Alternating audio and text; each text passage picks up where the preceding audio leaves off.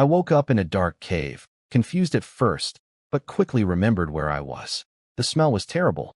I had been here 2 or 3 days now, living with a group of primitive people. My real self was 25 years old, but somehow I ended up in the body of a 15-year-old boy in this ancient world. I had no choice but to stay with these people. At least there was food and shelter. That night, I stepped outside to get some air. I noticed a girl crouching nearby in the dark. When she walked over, I recognized her. Everyone called her Lily, because she always wore a flower in her hair. I made a small joke about seeing her, and she smiled shyly. We talked a little. I asked her my name, and she told me people called me Ugly Rock. Before that, just Rock. A witch in the tribe gave everyone their names. I told myself I needed to gain respect here. The tribe was led by women. A young witch, maybe 25 years old, ran everything. As a small boy, I had to listen to every older woman. The only way to change that was to bring in more food than anyone else. That night, Lily curled up next to me on my grass mat and fell asleep holding me. My heart raced for a while before I finally calmed down. In the morning, I followed Lily to the river to find food. She ate raw crabs straight from the sand, shell and all. I warned her that eating raw food causes stomach pain and worms. She laughed, but seemed to half believe me. I waded into the shallow water with my spear. It wasn't perfect for fishing, but I had done this before in my old life. By the time we were done, I had skewered about 20 decent-sized fish on a stick. Lily had caught almost nothing with her bare hands. She looked at my catch with wide eyes and said I was amazing. I told her to stop calling me Ugly Rock. My name was William now. She found that strange and asked what it meant. I said it meant nothing special. It was just my name. She thought I should ask the witch for permission to change it, but maybe today's big catch of fish would help with that. We cleaned up at the river, and I even washed my hair for the first time since arriving.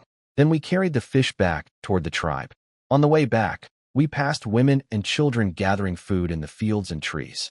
When Lily and I walked by carrying all those fish, everyone stared at us with envious eyes. The tribe had a rule. Whoever brings the most food gets the biggest share at mealtime. The funny thing was, everyone assumed Lily had caught the fish herself. I was just the little kid following her around.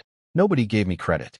Back at the cave, the witch, I'll call her Agnes, saw the fish and smiled from ear to ear. She praised Lily loudly, calling her the pride of the tribe. But Lily spoke up and said I was the one who caught them. I stepped forward and told Agnes clearly. My name was William now, not Ugly Rock, and nobody in the tribe should call me that anymore. Agnes looked like she wanted to argue, but she glanced at the fish and said nothing. I figured that was a yes. Around mid-morning, the hunting group came stumbling back. No animals, 2 men injured. They had been chasing a wild boar together with another tribe, but when our men, I'll call the lead hunters Bruno and Fong, finally killed it, the strangers attacked and stole the meat. Our people lost the fight badly. Everyone sat around the cave eating roasted fish in silence, heads down and miserable. I went over to Fong and asked him about the other tribe. How many people? What were they called? Where did they live? His answers were useless, just a lot, don't know, and over the mountain. I gave up asking. Then shouting erupted outside the cave. Everyone inside froze in fear. Agnes walked out slowly, and I followed close behind, along with Bruno, Fong, and a few others. Outside stood more than 40 men from the rival tribe. They had dragged someone with them and laid the body on the ground. Their leader, a big, aggressive man I'll call Crag, pointed at Agnes and accused our tribe of killing one of his men. He demanded compensation. Agnes tried to fight back with words, reminding him that his people had already beaten our hunters and stolen our food. Crag ignored everything she said and kept demanding more. Then he said it plainly. He wanted us to hand over our cave. Agnes called him a wolf. That word clearly meant something terrible here, because Crag's face darkened instantly. He stepped forward and punched her in the face. She collapsed. I rushed over and held her up. Her mouth and nose were bleeding, her face already swelling. She looked at me, gave a weak smile, and whispered, "Give them the cave, we'll move out." Then she closed her eyes. I held her up and moved her to the side to rest. Behind us, Crag was already shouting at everyone to hurry up and get out. I looked around at everyone standing there with nothing. No food, no shelter, no fire. Crag's people had taken everything. I told the tribe to grab their wooden sticks and come out. The rival leader said we could keep those at least. So we walked away from our cave with just sticks in our hands, heads down, too scared to even look back. Before leaving, I asked Crag what tribe he belonged to. He sneered and told me, the Wild Dog tribe. Then he warned us to stay far away from them, or else. What he didn't know was that, as we walked away, I was already thinking about how to make them regret this day. Our people were lost and frightened. They all stared at Agnes, waiting for her to tell them what to do. She was still angry and hurting, her face swollen from the punch. She noticed me trying to speak and nodded for me to go ahead. She called me Ugly Rock again. I corrected her again. She waved me off and said we could deal with my name later. What mattered now was what to do next. I told everyone clearly. We needed to find a place with water nearby, plenty of food around, trees for firewood, and shelter from wind and animals. No more dark, damp caves full of bugs. We would build something better, actual shelters made from wood, stone, and mud. Bruno asked Agnes if she agreed. She smiled weakly and nodded. That was enough. Everyone straightened up and followed me upstream along the river. I had already spotted a good location in my mind, a wide open grassland upstream, dotted with patches of forest. Plenty of animals to hunt, a river full of fish, and good timber for building. I knew there would be predators too, but I was confident I could handle that with a little thinking. After about 3 hours of walking, we arrived.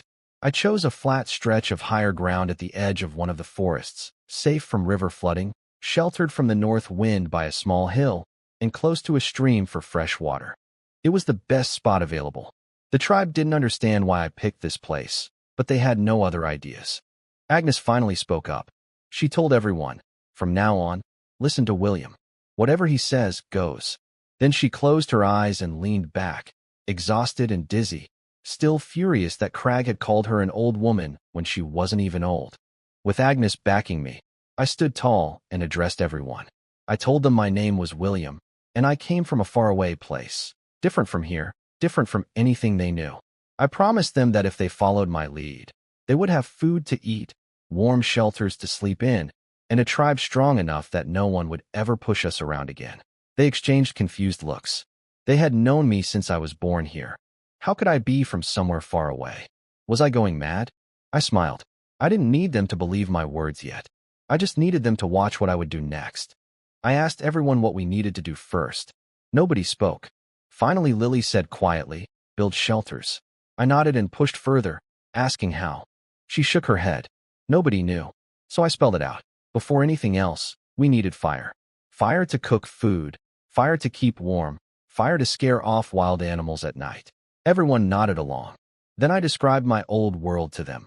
Mountains of food, warm houses, so much to eat that it would rot before you finished it. Their eyes went wide.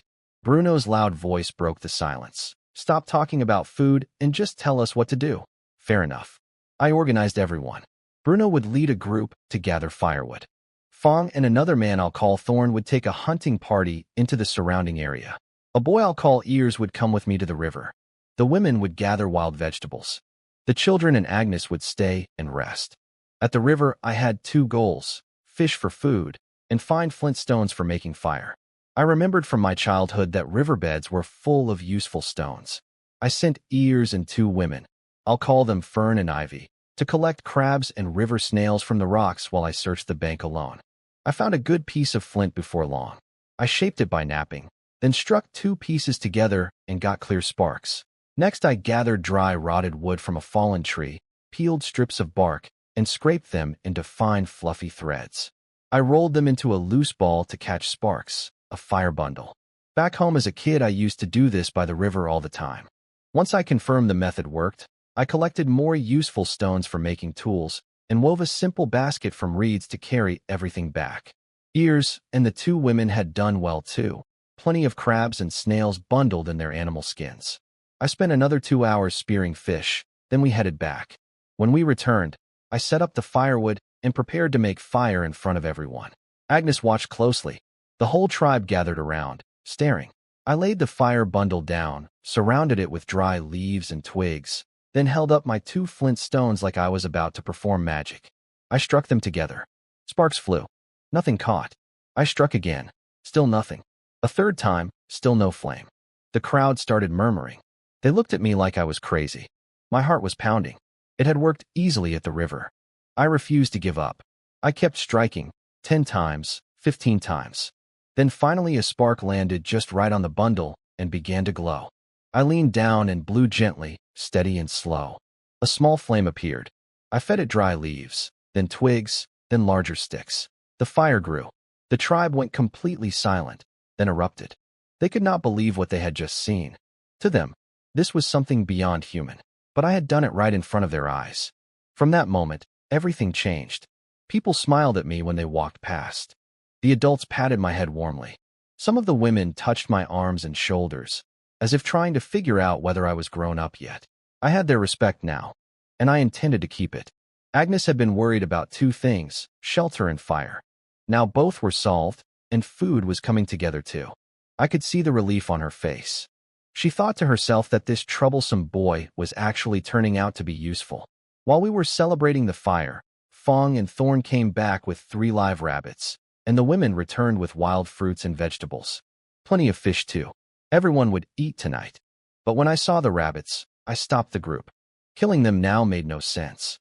If we kept them alive, they would breed and give us a steady food supply. I said we had enough fish and vegetables for tonight. The rabbits should be saved. Everyone looked at Agnes. Old habits. She nodded and said what she had said before. Listen to William. Later I found out why they were so eager to kill the rabbits. They wanted the blood, because animal blood contains salt, and their bodies were craving it. I felt a little guilty stopping them, but I had bigger plans in mind. I built a simple cage from branches to keep the rabbits from escaping, with help from the children, who always listened to me well. I also told everyone to save the fish swim bladders when they cleaned the fish. Those would be useful later. We sat around the fire that night roasting fish, crabs, and river snails. Some fish burned, some were undercooked. The wild vegetables weren't great raw, but nobody complained. Everyone ate their fill, and there was even a little left over. For the first time since losing our cave, people started to relax. After eating, I gathered everyone to make stone tools for the next day. I showed them how to shape a stone axe head and burn a hole into a wooden handle to fit it. Much better than what they had been making before. With proper axes, we could cut down trees, and with trees we could build a wooden wall around our camp to stay safe. When it came time to sleep, 2 women, I'll call them Sandy and Tara, announced they wanted to sleep beside me. Sandy grinned and told me straight out that she was strong and I could do whatever I liked. Tara batted her eyes and said she was younger and would make me happier. The whole tribe burst out laughing. My face went completely red. Agnes cut through it all with one firm word and told them to leave me alone. I was still too young. They walked away looking disappointed. Agnes then assigned Lily to sleep beside me, which suited us both fine. The cold night air made sleeping close together the only sensible option anyway. Around midnight, predators circled our camp. We could hear them growling and moving in the darkness just beyond the firelight. Nobody slept properly. The fire kept them from coming closer, but the smell of fish had drawn them to us. I made a note to be more careful about that. In the morning I addressed everyone, tired, pale, and a little shaken. I told them today we would work hard and build our shelter properly, so tonight we could actually sleep. They were ready. Having direction gave them energy. I sent Fong's group back to the river to spear more fish, and set everyone else to gathering timber and vine. My plan was a wooden fence, 2 meters high, about 20 to 30 meters on each side, enough to protect us now, with room to expand later as the tribe grew. With stone axes, cutting wood went much faster than before. By the end of the day, we had gathered a good amount of timber. We were building something real now. By the time darkness fell, we had only managed to finish one side of the wooden fence. It was uneven, logs of different heights and thicknesses, some not even straight, with small gaps between them. But it would do for now. Good enough to keep large animals out, and we could always rebuild it stronger later as the tribe grew. The method was simple. I drew a line on the ground, dug a shallow trench along it, stripped the branches off the cut logs, and stood them upright side by side in the trench. We packed soil around the base, and Bruno and Thorn used heavy stones to pound it firm. Then we wrapped vine around the top to hold everything together. Looking at that first wall standing there, I started thinking about nails, then iron tools, then everything this tribe still lacked. I felt the weight of how far we had to go, but I made a quiet promise to myself. I would lead these people forward, all the way to the Iron Age if I had to. We ate around the fire again, fish, crabs, river snails, wild vegetables. People were calmer now.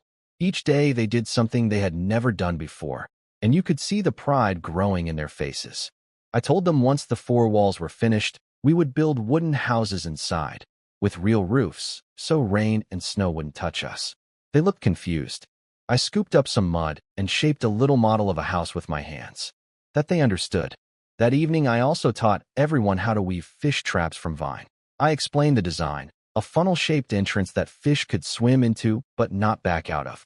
Lily asked if it would really work. I promised to take everyone to the river in the morning to set the traps, and by midday, we would see the results. Much more efficient than spearing fish one at a time. Lily then asked what I was saving the fish swim bladders for. Everyone perked up at that. Food was precious, and they didn't want anything wasted. I told them the bladders would be cooked down into glue, useful for making tools. They were amazed. Then came the question I had been waiting for. How did I know all this? I said again that I came from another place, a different world. Someone pointed out that I had always been here in the tribe. I said yes, my body had always been here, but my soul came from somewhere else entirely. Agnes looked up at the bright round moon and asked quietly, was my world in the sky? I laughed and said the people there were still ordinary people, not so different from anyone here. They ate, slept, grew old, and died just like everyone else. But they could travel enormous distances in almost no time at all. Agnes stared at me for a long moment. Then she said the words I had been hoping for. You are a sky god.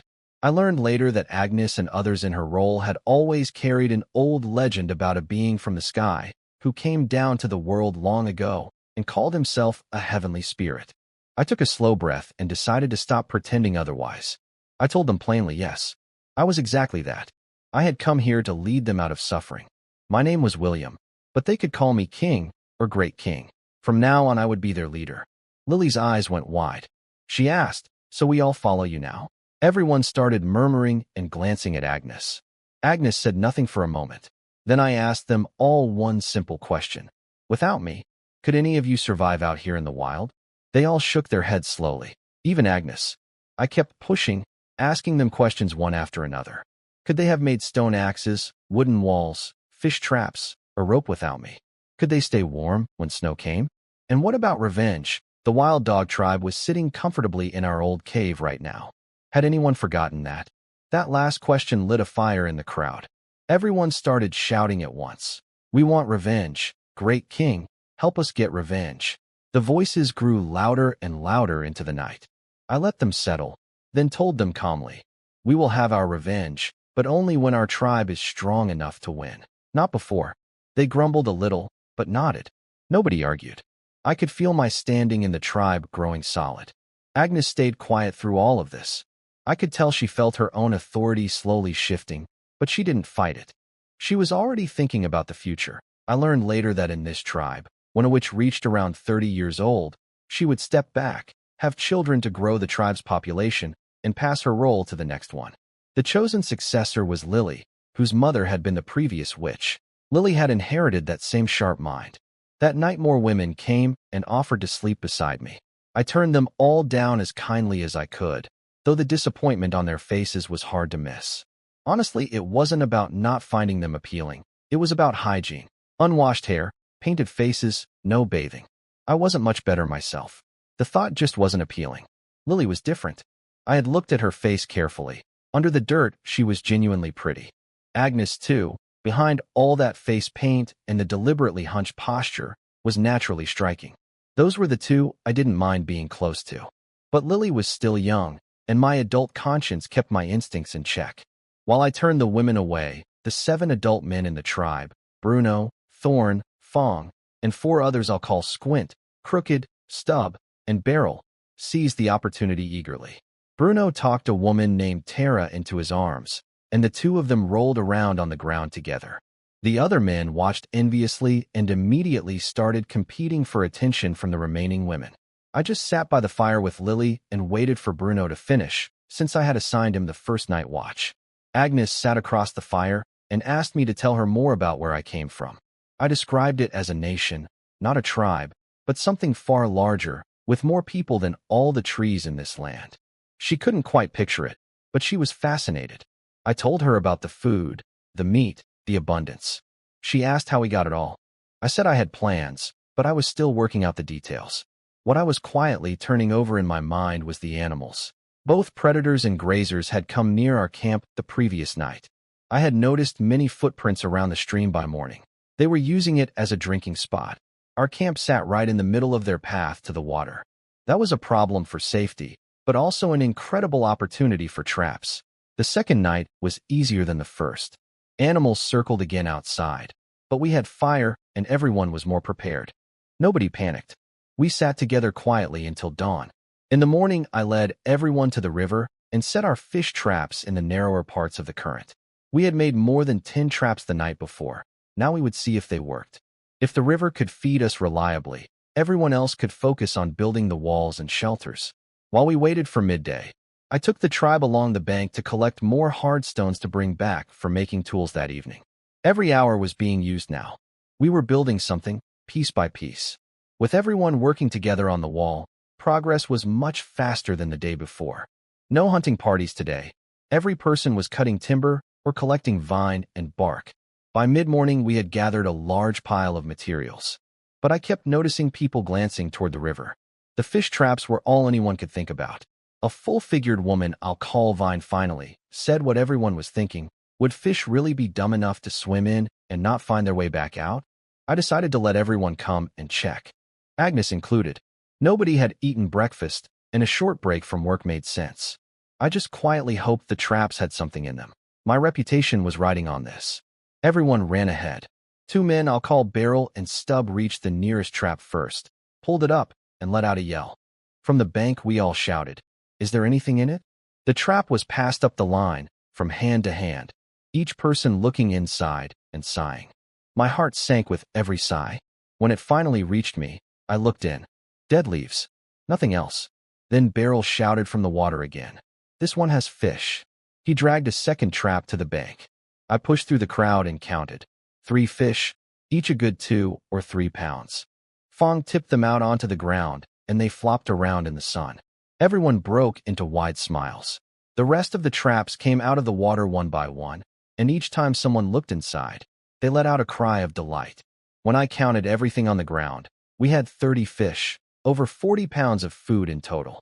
I breathed out slowly. The traps had worked. I showed everyone how to clean the fish quickly using the small stone blades we had already sharpened. When I told them to throw away the guts and gills, a few people looked reluctant. Waste nothing was the instinct here. But then I had a better idea. I told them to save the guts and put them inside the traps as bait before setting them again. That might bring in even more fish by evening. We cooked and ate, and the mood was high. People sat rubbing their stomachs and laughing. I told them tonight's catch would likely be even bigger. That afternoon, everyone worked with extra energy. If the fish traps kept delivering, they wouldn't need to risk their lives hunting in the wild every day. That thought alone made people move faster. By the end of the day, we had raised 2 more walls. Only 1 wall and a gate remained. 1 more day and the camp would be properly enclosed, a small but real fortress. In the evening, without anyone needing to be told, the whole tribe gathered and marched to the river together to check the traps again. The catch was even better than before.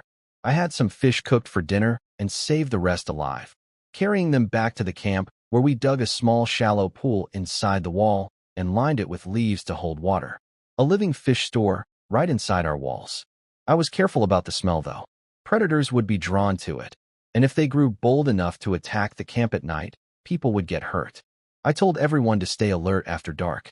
After eating, the tribe wandered around touching the 3 finished walls, laughing and shaking their heads in wonder. 2 days in this new place, and they had already built something none of them had ever seen before. Lily pressed close to my side and asked how I knew all these things. Everyone turned to look at me. I reminded them. I came from the sky, so knowing more than them was only natural. And I promised there was much more to come. As long as they followed my lead, their lives would keep getting better. Fern and Ivy asked the question everyone always came back to. Would there be enough food? Would they ever go hungry again? I told them honestly, food would come, but we had to keep working together. After the walls, we would build proper houses. After that, tools for everyday life, bowls for eating, cups for drinking. They had never heard those words before. So I explained, again, what bowls and cups were. and they listened, wide-eyed, the way they always did. That evening around the fire, nobody sat idle. People ground stones into tools, wove baskets from vine, and I taught everyone to weave grass sandals from dry straw. Walking barefoot every day was miserable, and this was long overdue. By the end of the night, everyone had a pair. During the day, I had also built 2 small shelters and used what little animal skin we had to make a small tent, somewhere for sick or cold people to rest. I assigned 2 people to watch the first half of the night. Then Lily and I took over the second half. With 3 walls standing and everyone sleeping on dry grass, the tribe finally rested more peacefully than the nights before. Lily curled close to me and felt warm. I could tell from her expression that she was happy, quietly content in a way she hadn't been since we lost the cave. The animals came again before dawn, as expected. But after 3 nights of this, the fear in people's eyes had faded. I had been telling them, animals are strong but simple. They cannot use tools. When humans act together, even the fiercest creature backs down. That idea had taken root. When the sun rose, I looked outside and saw the result of the night's chaos among the animals. Several injured and dying creatures lay on the ground beyond our walls. Goats, deer, and 5 fat wild pigs. The predators had taken out their frustration on the grazers after failing to reach us. Now a pack of about 30 wolves lingered outside, surrounding the carcasses. Further back, a group of wild dogs picked at the edges. The problem was clear. Nobody could go out to cut timber and finish the last wall with that many wolves waiting. And without firewood, we couldn't keep the fire going. Without fire, we were exposed. Everyone looked at me. I smiled and asked them what they saw outside. Food, I told them. Those dying animals were food. All we had to do was go and take it. Bruno spoke up right away. There were too many wolves. Even the hunters looked pale. I told them we weren't sending a few men out. Everyone was going. All of us together, making noise, carrying burning torches and spears. The wolves had never seen humans charge at them before. We rushed out shouting, waving fire and weapons. It worked immediately. One young wolf panicked, ran into a tree trunk, and dropped to the ground dazed. Fong reached it first and drove his spear through it. The wolf screamed. The rest of the pack scattered back, confused, watching us from a distance. We dragged the injured animals back quickly. The 4 wild pigs that were still struggling we killed on the spot. The wolves just watched as we walked away with what they thought was their meal. Nobody even needed to use the torches. Back inside the wall, I told everyone, not so frightening after all. They laughed and agreed. Then someone pointed out that the wolves had quietly closed in again. The pack was tightening its circle around the camp, eyes glowing, growling low. The tribe's confidence wavered instantly. I'll admit I felt a little awkward after what I had just said. But I kept my voice steady. I told everyone not to panic. We were warriors now. We had nothing left to lose. Our cave was already gone, and we were not going to be pushed around by wolves too. Something about that landed. The fear drained from their faces. I threw more wood and dry grass onto the fire until it crackled and roared. The wolves crept closer but stopped short of the flames. Fire was still the thing they feared most, and as long as we kept it burning, they would not cross that line. The wolves were now less than 3 meters from the fire. On our side, we stood barely 5 or 6 meters behind the flames. Close enough for a good throw. I asked the men, who had the best aim with a spear. Fong raised his hand. Bruno said he was best with thrown stones. Squin agreed he could throw well too. I pointed out the biggest wolf standing at the front, broader than the rest, first standing on end, growling steadily. That was the pack leader. Take it down, and the others would break. I kept my voice low. Everyone held their breath. Ready, throw. A spear and several stones flew through the air. The wolf leapt forward to cross the fire at exactly the wrong moment. The spear punched through its body mid-jump. Stones struck it on the sides. It crashed into the fire, rolled, howled, and burned. In moments it stopped moving. The pack went into chaos. Some wolves tried to rush around the edges of the fire, and I was ready for that. I used my spear to fling burning bundles of grass directly at them. The fire clung to their fur. They screamed and scattered, burning and panicking. I saw the moment and charged, shouting one word, kill. I drove my spear into the nearest wolf, pulled it out, and went for another. Behind me, I heard the men roar and follow. Then the women came too, screaming and swinging stone tools. Nobody stayed back. It was over quickly. The wolves that didn't run were killed where they stood. Not one person in our tribe was injured. I found Agnes covered in blood and grabbed her arm, alarmed. She waved me off. It was wolf blood, not hers. She was breathing hard and grinning. I looked away quickly. Then I found Lily and the children, who had apparently grabbed weapons and joined the fight without anyone telling them to. Lily's face was flushed red, still catching her breath. I was relieved to see them all unhurt. We gathered everything: the dead wolves, the deer, goats, and wild pigs from earlier. More meat than we had seen since arriving in this place. Enough food for many days without needing to hunt. I told everyone to eat well first, then we would finish the last wall. No more nights exposed like that. We ate.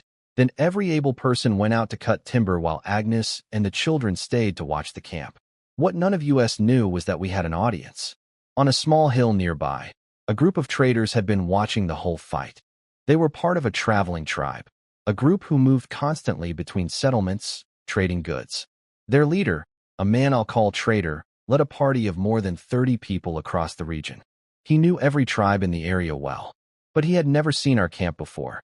He was certain this spot had been empty land until very recently, and this new little tribe had just defeated a pack of 30 wolves without losing a single person. Trader had almost dismissed us as too poor and too small to bother with.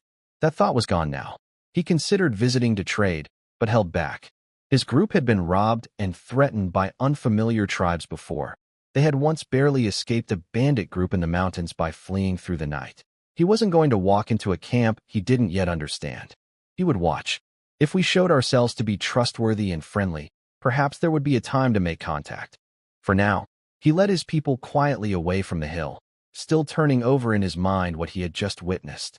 We worked until dark and finally finished the last wall. Everyone was exhausted, but the relief on their faces was clear. Tonight we would actually sleep without fear. The wooden fence now surrounded us completely on all four sides. It wasn't beautiful, but it was ours. After eating quickly, we looked at everything we had collected: dead wolves, wild pigs, and several injured deer and goats still alive. The problem was clear. We couldn't kill everything at once. Meat spoils fast, and it wasn't cold enough yet to preserve it naturally. I told everyone to leave the living animals alone for now. Alive, they stayed fresh. We would process the wolves and pigs first, keeping the skins for winter clothing and cutting the meat into thin strips to dry over the fire. Everyone got to work skinning and cutting. More than 20 wolves. It was a big job, but nobody complained. People were laughing and talking while they worked, still buzzing from the fight. No one had died today. The wall was done. The mood was lighter than it had been since we left our old cave. While I watched the work, I was already thinking about the next problem. Once the meat was dried, what would we store it in? That thought led me straight to pottery. Clay pots, bowls, cooking vessels. I had read enough in my previous life to know the basics. A slow smile crossed my face. Agnes appeared beside me and caught my expression. She asked what I was smiling about. I tried to explain storage, then pretended I hadn't thought of a solution yet. That was a mistake. She grabbed my ear and twisted it, laughing and calling me a little liar. I yelped and grabbed her waist, tickling her until she let go. The whole tribe burst out laughing around us. When things settled, I told her my idea: clay pottery, fired in a kiln. Containers for storing food, bowls for eating, pots for cooking. Agnes's eyes lit up immediately. She wanted it done now. But then she surprised me. For the first time since we arrived, Agnes pushed back. She said build the kiln first, then the houses. Her voice was firm. The tribe went quiet, watching both of us. I thought carefully. Then I pointed at the sky. No sun for 2 days. Temperature dropping. Dark clouds building on the horizon. Rain was coming. I said, maybe soon. If we had no roof and everyone got soaked and sick, what then? And the dried meat would rot if it got wet with nowhere dry to store it. Houses had to come first. Agnes studied the sky for a long moment. She asked if I was sure it would rain. I said I wasn't certain, only that the signs pointed that way, and either way, a roof over our heads couldn't wait. She gave in, but made it clear, the moment the houses were built, pottery was next. And she wanted the bowls and cooking pots I had mentioned too. I told her honestly that I had already been thinking through exactly how to make them. She pulled me closer and said, then explain this house you keep talking about. I kept the plan simple. Our tribe was small, so the first houses didn't need to be large or beautiful. The best option was brick, shaped from clay, dried in the sun or over fire, then stacked with a stone foundation at the base to keep moisture out.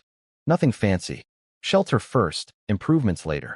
The tricky part was making brick molds. Without smooth wooden boards, which we had no tools to produce properly yet, I thought about making the molds from clay itself. Hollow rectangular shapes fired hard. Whether that would work cleanly, I wasn't completely sure yet, but I intended to find out tomorrow. I got to work straight away on the brick molds. I found a flat stone to work on, dug up sticky clay from the ground, and mixed it with water from the small fish pool. Then I used a stone blade to carve out a rectangular block of clay, hollowing the center carefully until the inside was also a clean rectangle.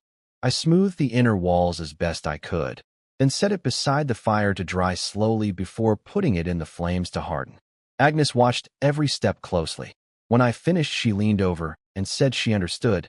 Tomorrow everyone could make them together. I told her knowing how to make the mold and knowing how to actually make bricks were two different things. She reached for my ear.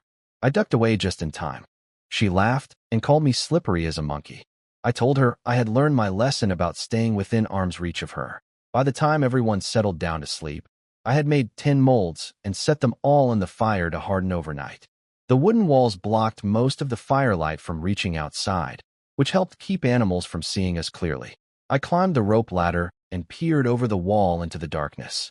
I could occasionally catch the glint of animal eyes passing by, heading toward the stream, not toward us. Good enough. Lily had fallen asleep almost immediately, worn out from the long day. The sound of wood crackling in the fire woke her later, and she came and sat beside me without a word, quietly helping feed sticks into the flames. In the firelight, her face had a soft, warm glow. She was still so young, I thought. Everyone here was carrying so much. I told her tomorrow she and Agnes and the younger children could handle the lighter work, roasting meat and feeding the rabbits, while the rest of us focused on building. She smiled and said I had started giving her orders now. Agnes appeared out of nowhere and sat down on my other side. I gave her the same explanation about tomorrow's tasks. She said primly that witches did not do chores. I told her everyone needed a purpose. She told me to stop being philosophical and just tell her what I was thinking about. Then she asked me directly, did I want to be the tribe's leader?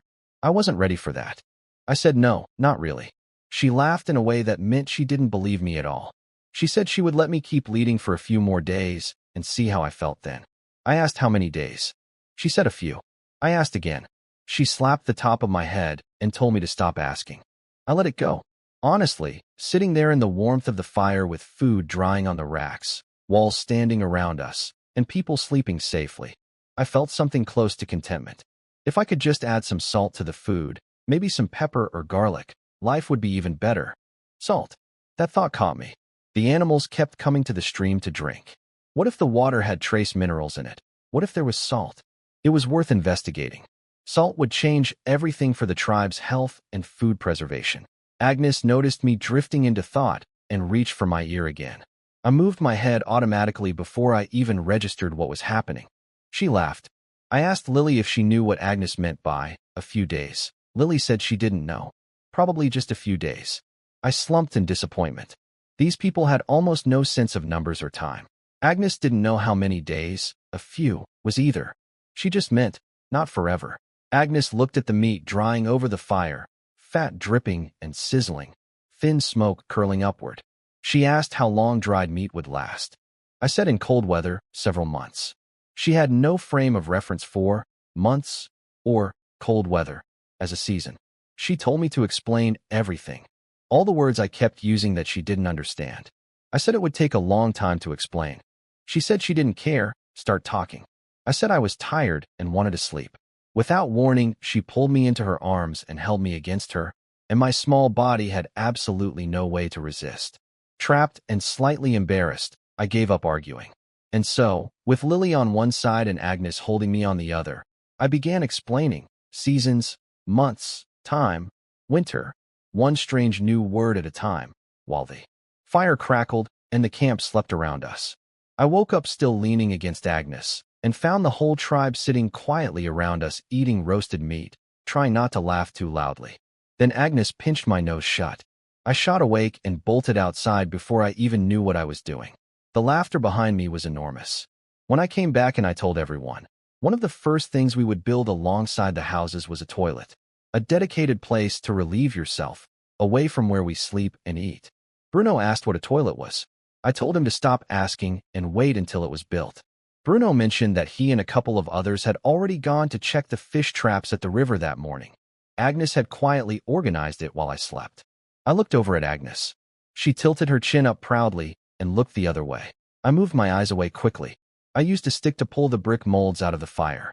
They had hardened and turned dark, solid enough to use.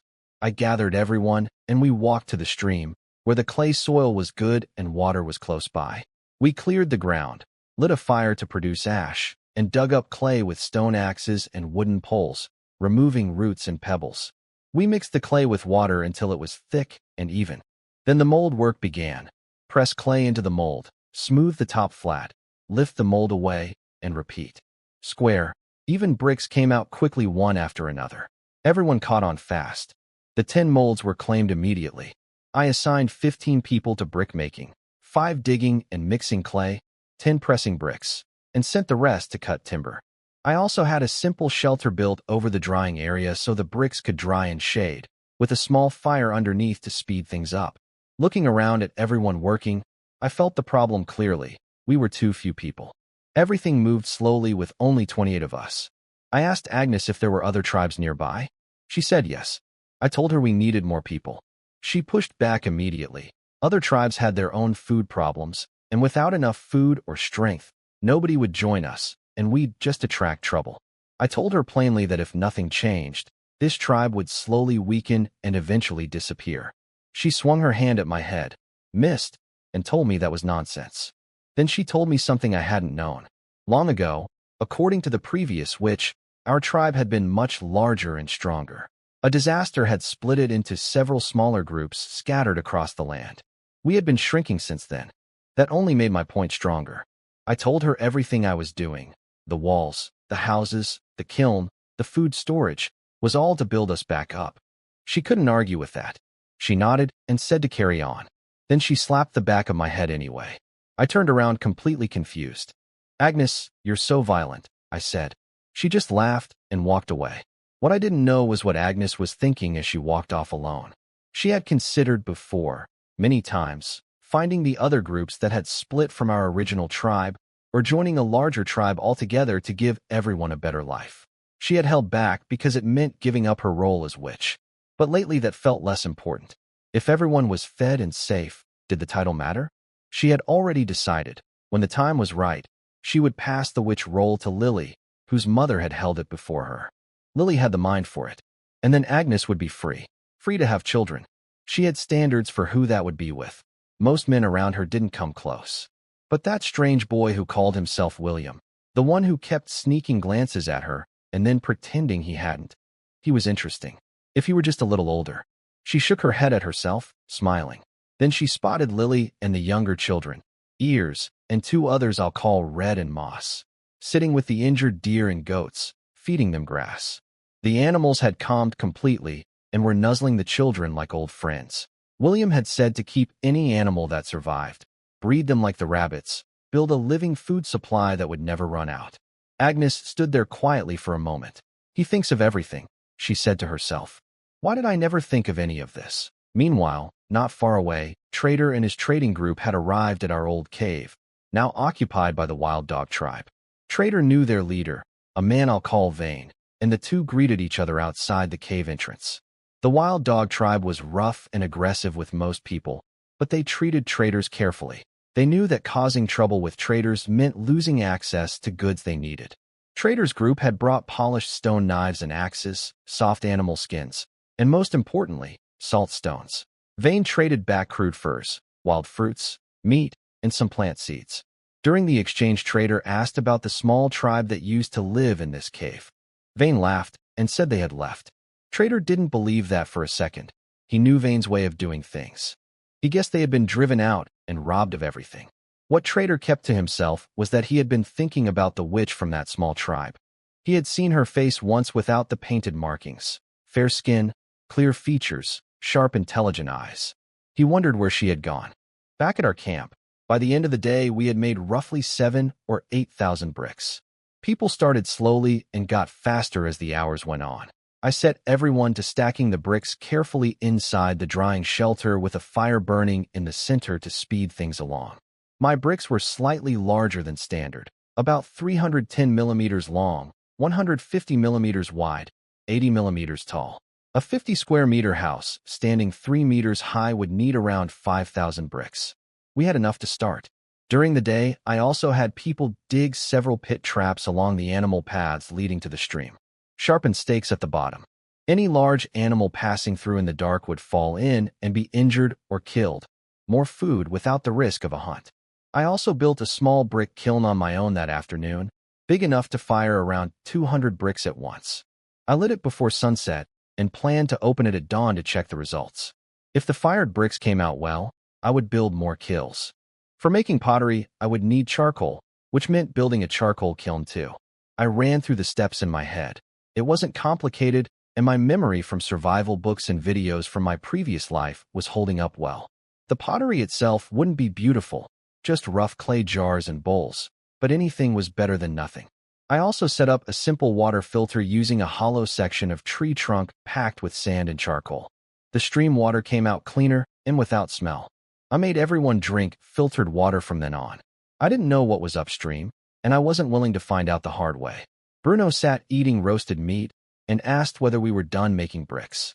I told him tomorrow we would pause brick making and focus on timber and rope and thatch grass, the other things needed for building.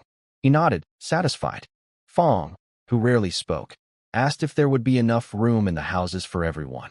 I told him we would build 2 or 3 of them. The night wind blew colder than before. No rain yet, but the temperature was dropping. I lay awake longer than I wanted to, running through every step of what needed to happen next. The house walls, the roof framing, the kiln results, the charcoal production. There was always more to plan. But looking around at the camp, walls standing, fire burning, people sleeping peacefully, I felt we were moving in the right direction. One step at a time. I woke to find Agnes sneezing repeatedly from the moment she opened her eyes. I pressed my hand to her forehead. No fever yet, but she looked weak. I told her to rest all day, stay warm, and do nothing. Then I mentioned quietly that I needed to get pottery made soon, because hot water would help her recover. She gave a small nod and watched me leave. Outside, the men had already found a wild pig trapped in one of our pit traps overnight, injured but still alive. The traps were working. While they dealt with it, I walked alone to the stream and tasted the water. Slightly salty. Somewhere upstream, there had to be a salt deposit, a lake or mineral spring. I filed that away for later. Too much to do right now. After breakfast, I organized the house building. We used the half-dried bricks layered with a mud and ash mixture as mortar. It wasn't strong, but it held. I kept the walls low, just over 2 meters, with a sloped thatched roof on top, bringing the total height to about 3 meters. Windows and a door were made from wooden strips tied together with rope. Simple, rough, but real. By the end of the day, we had a house, 10 meters long, 5 meters wide. I built a fire pit inside immediately to dry the walls from the inside out. I also fired a first batch of bricks in the kiln. Over 200 came out solid. I started 2 more kilns the same day. I also built a small pottery kiln, sealed with a thick layer of mud and ash for insulation, with an air hole connected to a simple bellows made from shaped wood and rope. I had no time to make the clay pieces that day, so I planned to teach everyone that evening instead. That night, everyone moved into the house for the first time. The thick walls kept the wind out beautifully, but we hadn't built a proper chimney yet, and the fire pit filled the room with smoke. By midnight, everyone had to open the windows and door. I made a note: fireplace with a brick chimney, next priority. Then Agnes got worse. By late night, she was burning with fever, her skin red and hot, her hands and feet ice cold, shaking and saying she was freezing. Lily told me Agnes had eaten nothing all day and had vomited up the herbal remedy they tried to give her. I had her moved closer to the fire pit and covered with thick animal skins, but nothing seemed to warm her. I soaked a piece of hide in cold water and laid it across her forehead. It was all I could think to do, physical cooling, the way my parents used to treat my childhood fevers. I made sure the children stayed away in case whatever she had was contagious. Lily sat holding Agnes's hand and crying quietly. Agnes began muttering broken words, half sentences. I leaned close to listen. Something about rain, a man under a tree, laughing, then falling. I couldn't make sense of it. I couldn't sleep. While I sat watching Agnes, I heard wolves howling outside the wall. I grabbed my spear and walked the perimeter inside. Nothing unusual. Then the howling came again, from multiple directions. 7 or 8 wolves, I estimated. I wondered if these were survivors from our earlier battle, come back out of something like revenge. I tried dropping stones over the wall to scatter them. It worked for a while, sending them skittering sideways. But they kept coming back, circling toward the gate. Then, on my way back to soak Agnes's compress again, I saw a wolf's head appearing over the top of the wall. It had braced itself against the outside and stretched up to look in. I jabbed my spear at it. It dodged, then looked in again. I feinted and swept sideways on the second thrust and caught it across the eye. It screamed and dropped away. I turned back toward the house and heard scratching at my feet. I looked down. A wolf's head was pushing up through a hole dug under the wall from outside. They were tunneling in. I drove my spear straight down through the top of its skull. It went still immediately. I ran the inside perimeter again, found another wolf halfway through a second tunnel, body stuck in the hole. I put my spear through it before it could pull back. I shouted for Bruno and Fong. They came running out half asleep, then froze when they saw what had happened. I shouted at them to stop staring and pick up their spears. The women woke too and ran out, screamed when they saw the tunnels, then grabbed weapons and spread along the walls. 3 more wolves pushed their heads through in the next hour. Each one met a spear. The rest eventually gave up and retreated. We stood guard until sunrise. 5 wolves total, the 2 I had killed alone in the dark, and 3 more finished by the group. When full light came, everyone looked shaken and exhausted but unhurt. They all came to thank me. I thought privately, if I hadn't been awake watching Agnes, we would all have been sleeping when those wolves came through the tunnels. The tribe would have been finished. We filled in every tunnel and packed the soil tight around the base of every wall. Then I went back inside to check on Agnes. Agnes drifted in and out of awareness, gripping my hand weakly. She whispered that she didn't want to die, that she hadn't had children yet. Even half delirious, that was what she was thinking about. I told her she wasn't going to die. She would live to be old and have as many children as she wanted.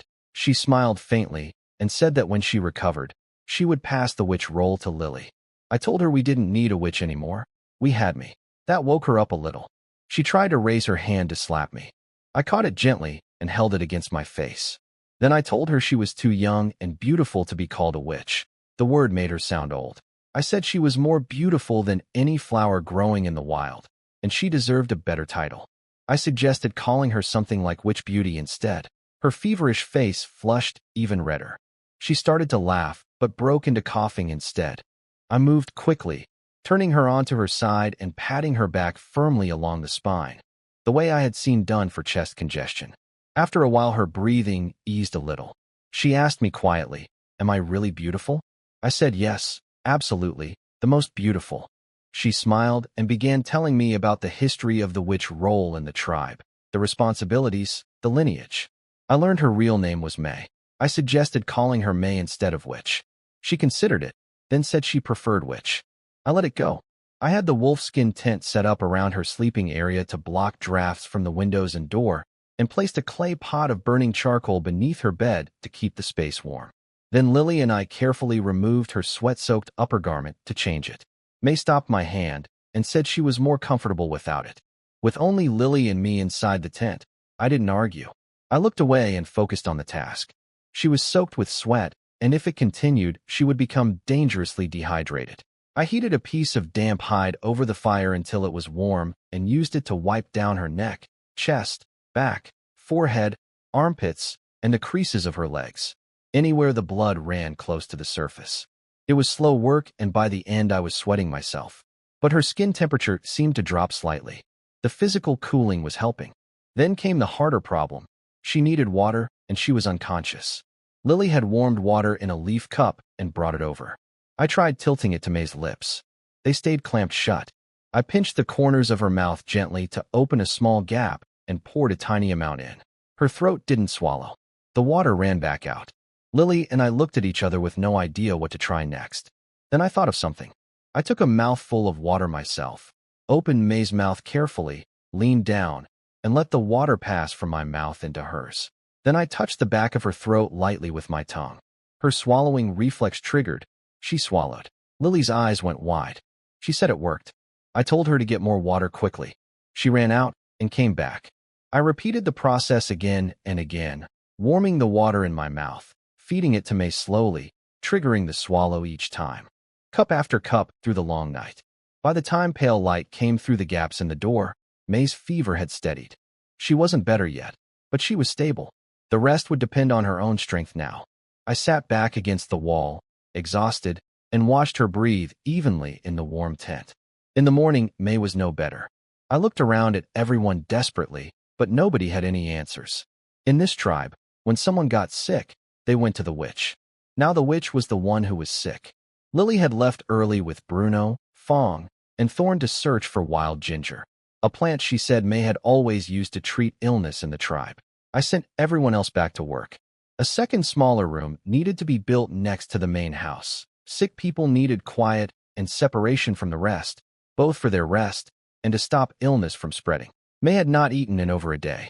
She lay in the bed I had built from bricks and wooden poles, raised about 50 centimeters off the ground to keep her away from the cold and damp of the earth. Thick dry grass on top, animal skin over that.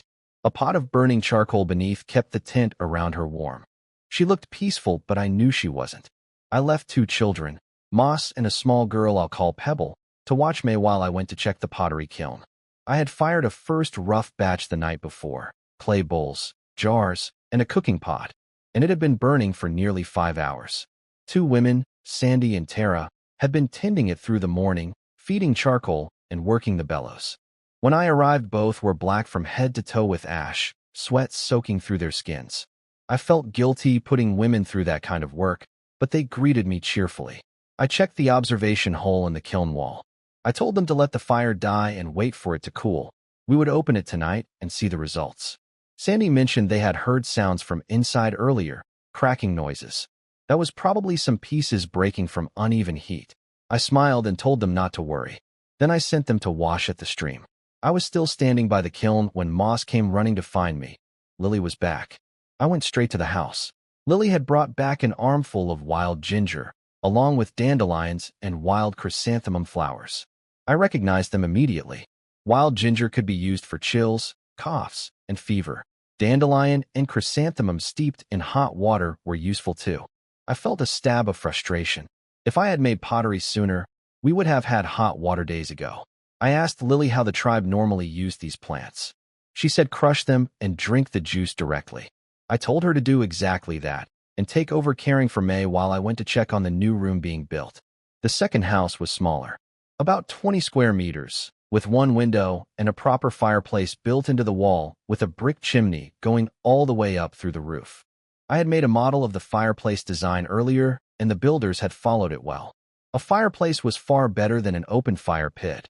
Warm, no choking smoke filling the room, and you could cook over it too. Squint, Crooked, Stub, and Beryl had led the building today along with 7 or 8 of the women. I praised them all enthusiastically and meant it. They had learned quickly and worked without complaint. They told me the bricks were running low. I calculated in my head and agreed. We would need another full day of brickmaking before we could continue building. Everything was moving forward. The houses, the kiln, the tools, the food supply. But May lying sick and pale in that warm tent was sitting heavily on my mind, and nothing I did that day fully pushed the worry away. That evening we opened the kiln. 1 clay pot had survived, 5 jars, and a good number of bowls. 2 of the 3 pots and several jars had cracked and broken in the firing. Still, for a first attempt it was more than enough. Next time I would manage the heat and timing better and lose fewer pieces. That night the tribe ate their first meal cooked in a clay pot. Meat stewed with wild ginger and vegetables. No salt yet, but the difference from roasted meat alone was remarkable. Everyone sat with their own clay bowl, eating with simple chopsticks I had made from straight branches, drinking the broth. They thought it was extraordinary. I watched their faces and smiled. Just wait until we have salt, I thought. I had moved May into the small new room where it was quieter, with Lily and me taking turns to care for her. I boiled ginger in the clay pot and had Lily feed her the broth slowly. May managed to eat some fish and vegetable soup too before sleeping again. For the first time, I felt she was going to pull through. The worst seemed to have passed. While Lily stayed with May, I went into the main house where everyone was gathered around the fire pit, grinding stones, weaving baskets, drinking dandelion tea brewed in the new clay pots. The mood was warm and lively. When I walked in, they all stood up. I told them to sit down and keep working. They told me they were happy because May was improving and because the clay pot cooking had changed everything. I nodded and went to see Sandy and Tara, who were already at the clay, shaping bowls, cups, and spoons from my models. They had caught the pottery fever. After seeing how much it meant to the tribe, they wanted to make more and better pieces. I decided to make them the tribe's dedicated potters. If we ever produced enough surplus pottery to trade with other tribes, it could become our most valuable item. Then I was thinking about population. We needed more people, and pottery might be the key to attracting them. When the sound cut through everything. A tiger's roar. Close, loud and raw and filled with pain. The house went completely silent. Everyone held their breath. All eyes turned to me. The roaring came again, several wounded cries in a row. Something large was suffering not far outside our walls. I stood up, walked out into the yard, and Bruno, Thorn, Fong, Squint, Crooked, Stub, and Barrel followed with spears. We stood and listened. The sounds continued from beyond the dark wall, mixed with other scattered noises from the surrounding grassland. After a few minutes, everything quieted. Nothing was approaching the wall. I went back inside and told everyone calmly, "We have walls. We're safe tonight. We'll go look in the morning." Then I assigned the night watch. Fong and Thorn for the first half, Bruno and Barrel for the second.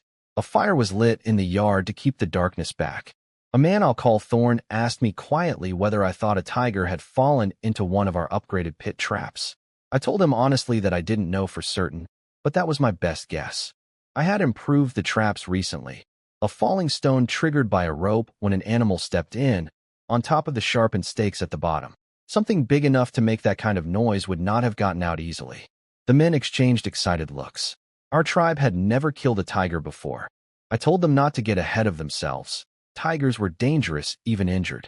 But if one was waiting for us in that pit come morning, yes, the tribe would be eating tiger meat tomorrow. They let out a cheer that was probably too loud for the middle of the night, but I let it go. I told them all to get some rest and keep their ears open.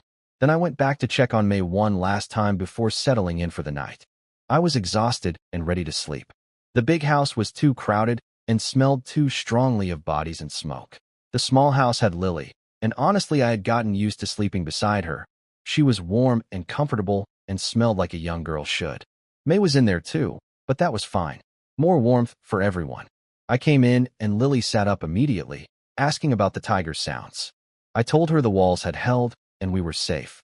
Then May spoke from her bed, her voice weak but clear. She said brick walls would be better than wooden ones. I spun around. "May, you're talking properly again." I caught myself and reached over to touch her forehead. Cool. The fever was gone. I told her she had frightened everyone badly, and from now on she needed to stay warm, keep clean, wash her hands and face, and stop painting her face with those markings. Everyone already knew she was the witch. She told me to stop lecturing her. I told Lily to move over and climbed into the middle of the bed between them. May muttered something unflattering under her breath. I pretended not to hear and went to sleep smiling. Lily woke me at dawn. Bruno had found a tiger in one of the pit traps, and they were dealing with it now. I was up and running before I was fully awake. The tiger lay at the bottom of the pit, motionless. The stakes had pierced it, a heavy log had fallen across its back from the triggered mechanism, and after a night of struggling and blood loss, it had simply given out. Fong poked it with a spear. Nothing. I told them to end it, skin it carefully, and save the hide. Then I asked about the other traps. Fong said a large wild pig had fallen into a second one. I told them to keep it alive for now. A living pig meant fresh meat whenever we needed it. By midday, a tiger skin was hanging on the wooden wall of our camp. To the tribe, it meant everything. Proof that they were strong enough to bring down the most feared animal in the wild. They hadn't even faced it directly. They had outsmarted it. Bruno announced to anyone who would listen that eating tiger meat would make you as powerful as a tiger. Nobody questioned this. I didn't correct him either. Belief and motivation were useful things. I organized the day's work. More bricks needed firing, pottery continuing, and 3 new structures to build: a kitchen, a dining shelter, and a tool storage room. The kitchen needed proper brick walls since fire would be used inside. The other two could be simple open shelters for now, just enough to keep rain off. Then I left Fong in charge and headed upstream along the stream with Fong. I needed to find the source of the salt taste in the water. We followed the stream for a good while as it curved toward a small hill. I kept tasting the water as we went. Once we entered the hills, the saltiness disappeared completely. We turned back and searched more carefully along the bank. At a bend in the stream, we found it. A hidden branch, barely more than a trickle, splitting off from the main flow. The water in this branch was noticeably saltier. We followed it. The trickle was so small, it was almost invisible. But the salt concentration was high enough that no grass grew along its edges. Only a low, pale gray fuzzy plant, the kind that thrives in salty soil.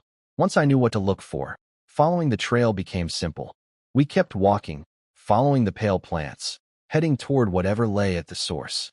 Following the pale salt-loving plants along the trickle of water, Fong and I eventually came upon a small tribe living in a cave. I couldn't tell exactly how many people they had, but the cave wasn't large, fewer people than us, and like our tribe, more women than men. Fong suggested we go around them. I thought about it and said no, we should walk up and introduce ourselves, ask about the stream. He wasn't sure. I pointed out that their tribe had even fewer men than ours. If we were friendly and open, we had nothing to fear. We walked straight toward the cave. Children spotted us immediately and raised the alarm. Several women rushed out, followed by a few men, banging sticks against the cave entrance and shouting warnings. Fong and I stopped and called out clearly that we meant no harm. Fortunately, we spoke the same language. When they realized there were only two of us, the tension dropped quickly. Their leader was an old woman, sharp-eyed and cautious. She asked why we had come all this way just to look for a bitter little stream. I told her the water was useful. She and the whole tribe burst out laughing. She said no one could eat water that bitter. It would kill you. I asked if she would show us the source anyway. She studied me for a moment. A half-grown boy and a simple-looking man, decided we were harmless, and agreed. The entire tribe followed along out of curiosity. On the way, I asked if their tribe had a name. They didn't. Neither did most tribes around here. Everyone was too busy finding food to think about names. In my head, I started calling them the Salt Tribe. And I finally settled on a name for our own tribe, too. I would tell May when I got back. The old woman led us up to a higher cave on the hillside. Inside, the walls were entirely white. It was a natural salt cave. Brine seeped through cracks in the salt rock, pooled in a small basin at the cave floor, and slowly trickled outward, feeding the tiny stream we had followed. The old woman warned us sternly. This water was forbidden. Animals wouldn't drink it. No fish lived in it. People had died after drinking from it.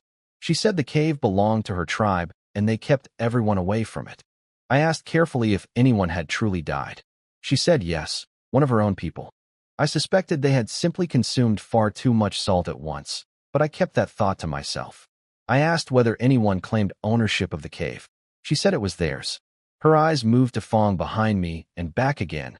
She was sharper than she let on. I noted that. These people were not simple. I needed to think carefully. If this salt source became known to stronger tribes, we could lose access to it. The best outcome would be to bring this tribe into ours. But I couldn't say that yet. I started differently. I asked if their food supply was sufficient. She said yes. I said what a shame, because I had been hoping to trade food between our tribes. She immediately asked what kind of food. Fish, I said.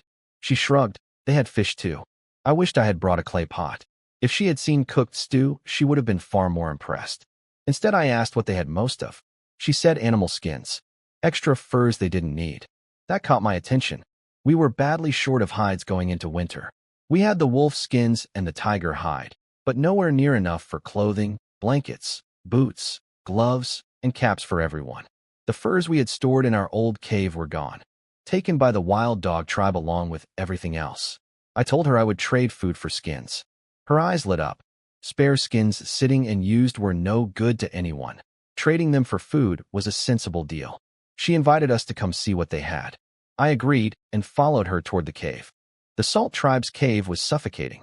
Dark, damp, no airflow, and the smell of waste and rot so thick I nearly gagged walking in. Fong barely flinched. The others didn't seem to notice at all. I reminded myself not to judge. This was simply how people lived here. I looked around carefully. 13 adult women, 6 adult men, 6 small children. The men were thin and pale, visibly weaker than the women. Another tribe where women held all the power. In the corner I saw piles of plant roots and dried fruit, and very few animal bones. They were eating almost no meat. The furs were stacked against the cave wall. Many were damaged, torn, or poorly cured and already starting to rot. But there were good ones mixed in, and the quantity was significant. I told the old woman our tribe would take all the usable ones. She looked relieved. Furs rotting in a cave were worthless to anyone. I suggested her people simply carry the furs directly to our tribe, collect food there, and return home. She agreed quickly. She had been wanting to unload those skins for a while. I also asked permission to take some rock salt from the cave. She shrugged and said go ahead. 2 people couldn't carry much anyway. Fong and I went back up to the salt cave and loaded ourselves with the cleanest, whitest chunks of rock salt we could find. Pure stuff. Between us, we carried what would yield 70 or 80 pounds of clean salt once boiled down and filtered. Our tribe's salt problem solved, at least for now. When we rejoined the group, the salt tribe stared at us like we were mad, struggling under the weight of what looked to them like worthless white rocks. I sorted through the furs carefully before agreeing to take them, setting aside the badly damaged ones. The old woman didn't complain. She knew the rotten ones had no value. The good skins were mostly from grazing animals, various earth tones, no predator hides. Still, far more than we had.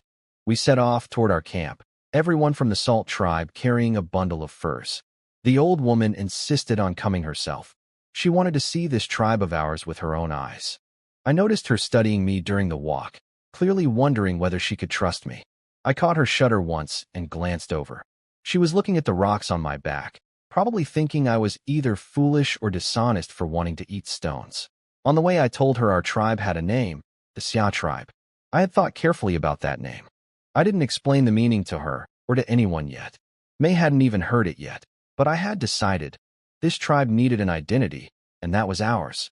When our wooden walls came into view, the people on watch nearly raised the alarm. Then they spotted Fong and me in the group and stood down, eyeing the strangers warily. I explained the situation, and everyone relaxed. Inside, I arranged a proper meal: fish stew, pork stir-fried with leaves, roasted meat, all served on the brick table we had built, with clay bowls and wooden chopsticks. May had recovered enough to join us, and I had persuaded her to come out and sit with us. The old woman's eyes went enormous when she saw the food. She gripped her own hands together in her lap to stop herself from grabbing with her fingers, watching May and me to see when it was acceptable to start. I took pity on her and picked up my chopsticks first. She tried to copy the chopstick technique and took her first mouthful of fish broth, which was still very hot. She nearly spat it out, decided she couldn't lose face, swallowed it, and tears streamed silently down her face. I pretended not to notice and kept eating. After a moment, the old woman stopped wincing and learned to blow on the broth before sipping it. Her expression transformed completely as the flavor hit her. She said our tribe's food was extraordinary and immediately asked if she could trade for the clay pot too. May glanced at me and told her firmly, food was available for trade, but pottery was not. The old woman pushed back and asked what else she could get. May, unsure of my exact thinking, passed the question to me. I reminded the old woman that we had already agreed, food in exchange for furs. That was the deal. She picked up her bowl and asked what everything was called. I explained: clay bowl, chopsticks, soup ladle. She said eating was complicated, but she liked it, then immediately tried to negotiate pottery into the trade anyway. We went back and forth for a while. In the end, I agreed to give her 1 clay pot, 1 jar, 10 bowls, 10 pairs of chopsticks, and about 30 pounds of meat in exchange for the furs. Both sides left the table satisfied. I whispered to May that we had gotten the better end of the deal. She didn't see why, but I told her I would explain later. The old woman asked to look around. I showed her the houses. She stood in front of the fireplace for a long time, marveling at warmth without smoke. Then the kitchen, with its brick stove built for boiling, roasting, and frying all in one place. She declared her full stomach could somehow fit more food when she smelled what was coming out of it. She saw the storage jars in the kitchen and asked if she could trade for those too. I told her she had used up all her furs. She thought for a moment and asked if there was any other way. I said, without really planning to, Only if your tribe joins ours. She shook her head rapidly and said she would think about it. Then, just as her people were ready to leave, she announced she was too old and tired to walk home today. Could she stay one night? I suspected immediately that she just wanted more meals. But I also needed continued access to that salt cave, so I didn't want to offend her. I said she could stay until morning. Her face lit up. She told me she wasn't taking advantage of me. She was simply too weak to travel. I said I understood and excused myself because I had work to do. She stopped me. One more small thing, she said. Could I give some grass sandals to her tribe as a gift? I told her we barely had enough for ourselves. She called me stingy. I gave her one pair and walked away before she could think of anything else to ask for. I left May to keep her company and make sure she didn't wander into the storage areas. In a quiet spot near the tree line, I had Fong help me process the salt. We broke the rock salt into pieces, crushed it fine, dissolved it in water, then poured the brine through a clean animal hide to filter out impurities. The filtered liquid dripped into a clay pot over steady heat. By late afternoon, we had boiled down a good batch of pale salt. I tasted it, salty with a faint bitterness, but perfectly usable. Fong had been working beside me all afternoon without knowing what we were making. He watched me taste the white crystals and grabbed a large handful himself, stuffing it straight into his mouth. His face went from curious to horrified. He spat repeatedly and asked what on earth that was. I told him salt. From now on, we would never need to drink animal blood for minerals again. He said he didn't like it. I told him nobody ate salt plain. You put a pinch on roasted meat or stirred it into soup, and the flavor changed completely. Once he ate a proper salted meal, he would understand immediately. I stored the finished salt in a clay jar to dry overnight. Looking at the remaining rock salt, I estimated we had enough to produce another 50 or 60 pounds. Plenty for the tribe for some time. It had been a very good day. That evening I cooked for the tribe myself, the first time since arriving. Fish soup and roasted meat, both seasoned with our new salt. The moment people smelled it, they knew something was different. Nobody stopped eating until everything was gone. May told me I had a gift for cooking and said I should do it every day. I laughed and said absolutely not. I had a tribe to run. The old woman from the salt tribe ate more than anyone and praised everything loudly between mouthfuls. I made sure she slept near the fireplace in the main house, so she stayed warm. I wanted her to leave tomorrow with a good impression of our tribe, and of me specifically. I still needed access to that salt cave. Later in the small house, the three of us lay in bed with me in the middle, Lily on my left, and May on my right. May let me put my arm around her without arguing this time. I think the days she had spent sick, with me caring for her through the fever, had changed something between us. Lily asked about the salt, whether it really made food taste better. I told her we would never need to drink animal blood for minerals again. Then May went quiet in a way that told me something was bothering her. I asked what was wrong. She struggled to find the words, then finally said, "Am I old?" Lily and I both said no immediately. May said she had been thinking about the word witch. It had the word for old woman built into it. Watching the Salt tribe's elder tonight, a woman who had spent her whole life leading her tribe and never had children, May said she didn't want that life. She wanted to pass the role on and live differently. I told her she didn't need to worry. I was here to run the tribe. She could step down whenever she was ready. I said whoever held the title, they would answer to me as Great King anyway. May said she had known for a long time that I wanted to lead. She asked if I was really capable of it. I pointed at everything around us, the walls, the house, the fire, the full stomachs, the salt. She couldn't argue with any of it. She agreed. Quietly, simply, fine. You lead. I kissed her on the cheek in happiness, then Lily too. Both of them shrieked. Then I told May that giving up the witch title didn't mean giving up her purpose. She knew plants, remedies, and healing better than anyone. The tribe needed a healer, a doctor. That would be her new role. The most important one in the tribe after mine. She could even take Lily on as her first apprentice. May turned the word doctor over in her mind. Then she said, "That's acceptable." I told her she already had a real name, May.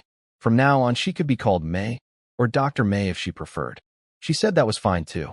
Lily lay quietly listening to all of this with wide eyes, suddenly realizing she had just been made both the next witch and a medical apprentice in the same conversation. I told her she would grow into both. She didn't look entirely convinced, but she didn't say no. The fire crackled in the fireplace. Outside the walls, the night was cold and quiet.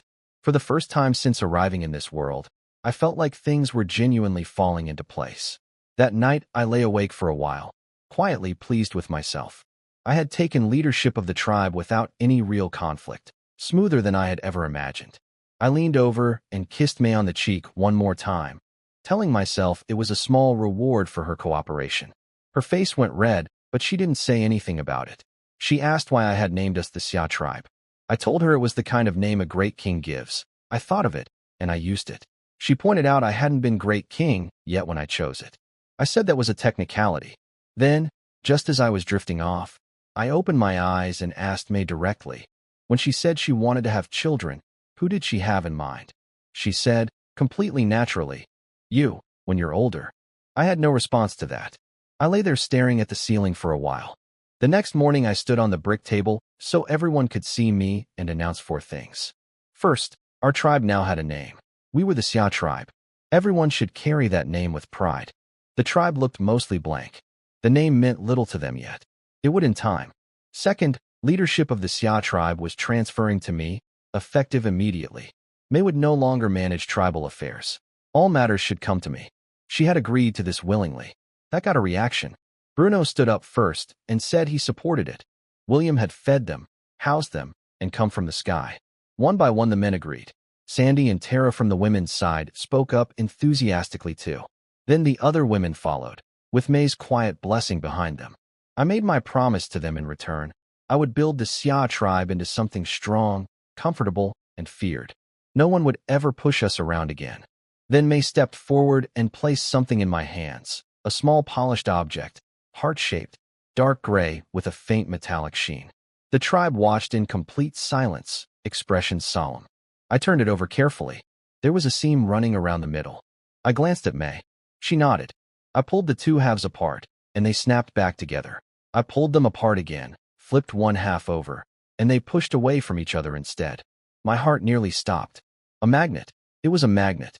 And if there were magnets here, there was iron or somewhere nearby. I looked up and tried to keep my voice steady. I told the tribe, we were going to skip past the Bronze Age entirely and go straight to iron. Every tribe that had ever threatened us, every person who had ever pushed us around, would one day bow before the Xia tribe. I said it louder than I intended. Everyone's ears rang. They laughed and cheered, not fully understanding what Bronze Age or Iron Age meant, but perfectly understanding the part about other people bowing down. That part landed very well. Third announcement. Nobody was to call me Ugly Rock, or William anymore. From now on, Great King. Everyone agreed immediately and said it felt natural. Fourth, May's role was changing. No more witch. Her title would be Dr. May or Healer May. She would treat the sick, manage daily welfare in the camp, and serve as acting leader whenever I was away from the tribe. Below me, she held the highest authority. The tribe absorbed all of this with reasonable calm. As long as their stomachs were full, most of them didn't mind much who held which title. The meeting ended warmly. The handover was complete. I was now, officially, Great King of the Xia tribe. After the announcements, I organized everyone into work groups.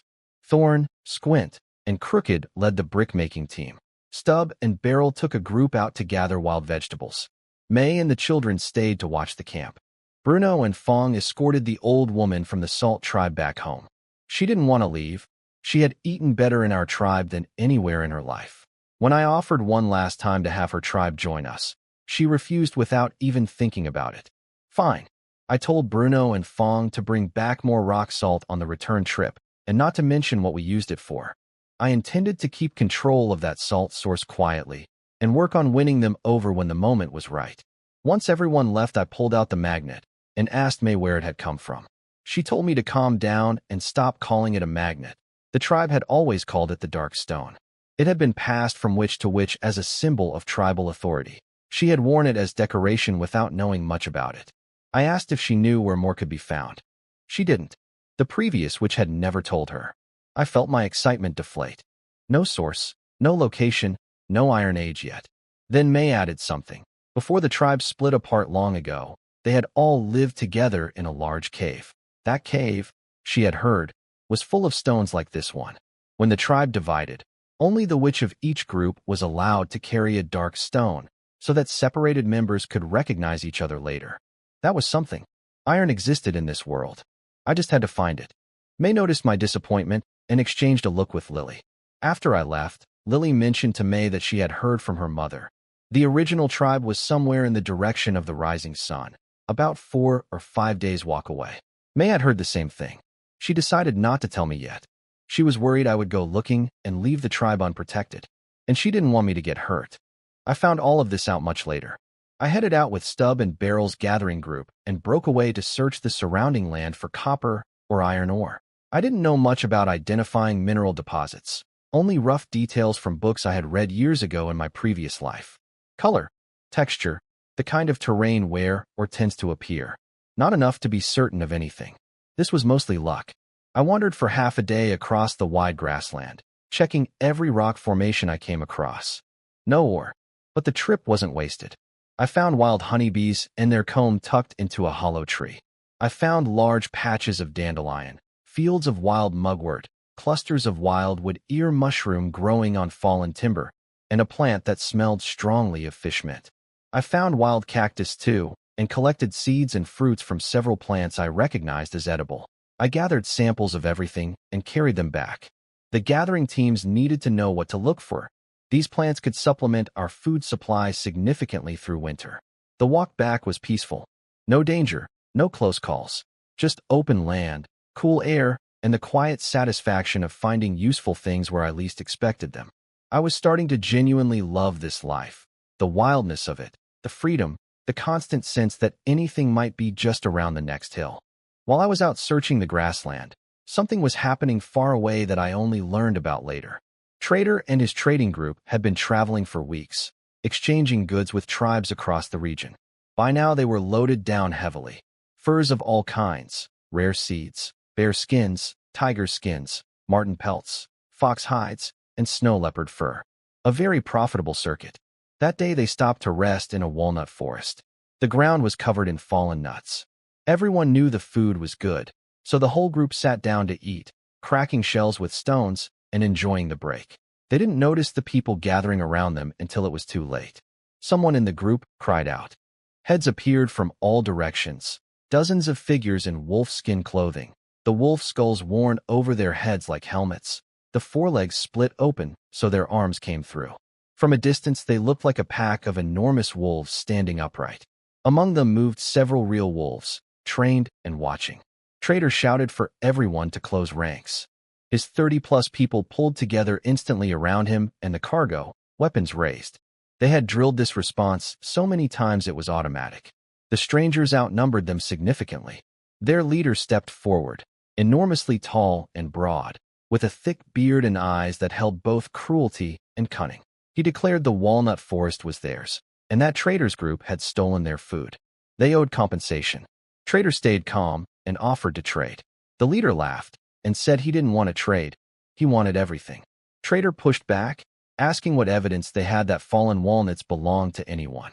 The leader's answer was a demonstration. He raised his weapon, a wooden club with a dark, heavy stone head bound to the top, and swung it into a tree trunk the width of a man's arm. The tree snapped in two and crashed to the ground. Trader's people went pale. Trader himself felt cold. He knew immediately, if they fought, people would die. Probably most of them. He tried to negotiate down to half. The leader said no. He begged to keep a little food. The leader allowed it. Then his people walked through and stripped Trader's group of everything they had worked weeks to collect. Every skin, every seed, every valuable item they carried. The leader left them with a small amount of food and a mocking laugh, pointing at the walnuts on the ground and saying they could take as many of those as they wanted. Trader's group stood in silence after they left, stunned. Then one of the traders noticed something on the ground, a weapon left behind. The stone-headed club. The head had chipped badly from hitting the tree, and the warriors had apparently discarded it as broken. Trader picked it up and felt the weight. He took a swing at a nearby tree himself. The head chipped further, but a large chunk of bark flew off the trunk. Even damaged, it hit with remarkable force. He stood there thinking. His people murmured around him. If they had a few weapons like this, things would have gone differently today. Trader tapped the nearest man on the head to quiet him. He said one weapon didn't change anything, and told everyone to finish collecting walnuts and move on. But something about that stone had stayed in his mind as they walked away. Where had it come from? Who had made it? And what tribe was powerful enough to carry weapons like that without fear? This part of the story happens away from our camp, and I pieced it together later. After losing everything to the wolfskin warriors, Trader's group walked out of the walnut forest and immediately found themselves surrounded again by a second group of strangers. These people were different. Thin, pale, badly nourished, dressed in rags. No wolf skins, no animal skulls. They stared at Trader's group with hollow, cold eyes, and one enormous man among them, I'll call him Scar, walked forward with a look that made Trader's legs nearly stop working.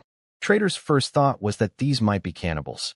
Then a small old man stepped in front of Scar and told him to stop frightening people. The old man introduced himself as Elder Fu, long elder of the Blackstone tribe. He explained that his people had just been robbed by the same wolfskin warriors before Trader's group had arrived. That explained the expressions. Trader relaxed slightly. He told Fu who they were, the trading tribe, moving between settlements exchanging goods. Fu's eyes brightened. Fu pulled something from inside his clothing, a heart-shaped black stone. He asked if Trader had ever seen one in any of the tribes he visited. Trader asked his own people. Nobody had. Fu looked disappointed and muttered that perhaps all the other branches were gone. Trader didn't understand what that meant and didn't push. He asked if they could leave. Fu nodded, then called them back almost immediately. Fu explained that he needed a small favor. Not far from their camp was a valley packed with wild boars, a large and aggressive group that regularly raided the Blackstone tribe's food stores. His tribe was too small to drive them out alone. He proposed a joint hunt. Trader's people would help, and in exchange they would take home as much meat as they could carry. Since Trader's group had no food left after the robbery, they agreed. At the entrance to what Fu called Boar Valley, Trader peered in and felt his confidence waver. The roaring from inside was enormous, at least 100 boars from the sound of it. He asked Fu if they were really going in there. Fu said of course, they had done this kind of thing before. Trader looked back at his people. They were holding weapons borrowed from the Blackstone tribe, heavy, well-made tools that felt solid in the hand. Surprisingly, nobody looked terrified. A few even looked excited. Fu raised his weapon and shouted one word. Everyone charged. The boars exploded into chaos, squealing, stampeding, turning to fight. The valley filled with the sound of crashing bodies and roaring animals. Trader's people and Fu's people drove into the herd together, swinging and thrusting, the noise shaking the walls of the valley on every side. It was the most intense few minutes Trader had ever lived through. But they were fighting together, and that made all the difference. It was mid-afternoon when I wandered into an unfamiliar stretch of grassland, golden in the sunlight. I had been out long enough that Stub and Beryl were probably searching for me. I turned to head back, and heard voices ahead. 2 women, arguing. I moved closer quietly. They were pulling each other's hair and shouting. Then I spotted what they hadn't, a cheetah creeping through the grass toward them, low and silent. I shouted and sprinted toward them, spear in hand. The women spun around in fright and froze. I reached them and faced the cheetah, slamming my spear against the ground, throwing stones, making as much noise as I could. The women recovered quickly and joined in, screaming and hurling rocks. The sound drew others from nearby who were gathering food, and they came running too, yelling. Too many of us. The cheetah gave up and slipped away. When everything calmed down, the group noticed me, a stranger. I explained what had happened. The 2 women confirmed it. The whole group was grateful and invited me back to their tribe. I was curious, so I went. They had no tribe name. What I noticed most was that everyone wore woven grass hats. In my head, I called them the Grass Hat Tribe. 15 people total, 12 men, 3 women, and no children at all. Very small, very fragile. Their leader was a short, shaggy-haired old man I'll call Rooter. He welcomed me warmly into their cave, which smelled exactly as bad as our old cave used to. I sat down at a stone surface and told him I was the great king of the Xia tribe, not far from here. Rooter was pleased to have a visitor. He warned me about a cannibal tribe somewhere beneath a large mountain. When food ran out, they raided other tribes and took people. The Grass Hat tribe had suffered from them and had fled here not long ago. That explained the missing women and children. Then Rooter sighed and mentioned their biggest current problem. The fire had gone out. The two women who were supposed to guard the flame had been arguing instead and let it die. Now they were attempting to make fire by spinning a wooden stick and failing completely. He took me to see. Two men were grinding away with a stick, hands calloused and raw, producing nothing. I looked at the stick. It still had moisture in it. Of course it wouldn't catch. I had my flint with me and could have lit their fire in 30 seconds. But I held back. These people had potential value as allies. Better to bring them to the Xia tribe and let them see what we had built. That would be far more persuasive than a quick favor and goodbye. I suggested they send someone with me to collect a fire ember from our camp. Reuter hesitated. I understood why. They had been attacked by cannibals, they didn't know me, and sending people off with a stranger was a real risk. He excused himself to speak privately with his tribe's healer, a lean, clean-faced man with a neatly trimmed beard who looked surprisingly well-groomed for someone living in a cave. Reuter came back looking thoughtful. While they discussed it inside, I waited outside and guessed exactly what they were saying. They were afraid I might lead them into a trap. Reasonable. I would have been suspicious too. Eventually Reuter came out and said he would come himself, with two others. If a small boy like me tried anything, 3 adults could handle it. That was his logic, and I didn't take offense. I led Reuter and his 2 companions toward the Xia tribe as the afternoon light began to lean toward evening. Back at the Xia tribe, May had discovered I was missing and was furious. She turned on Stub and Beryl, demanding to know how they had come back without me. They explained that I had told them I was just walking nearby and would return shortly. That didn't help them much. May stopped shouting eventually and told everyone calmly, "The great king is a sky god. He'll be fine." Then she organized a search party. Bruno, Thorn, Fong, Squint, Crooked, Stub, and Beryl split into groups and headed out, calling my name as they went.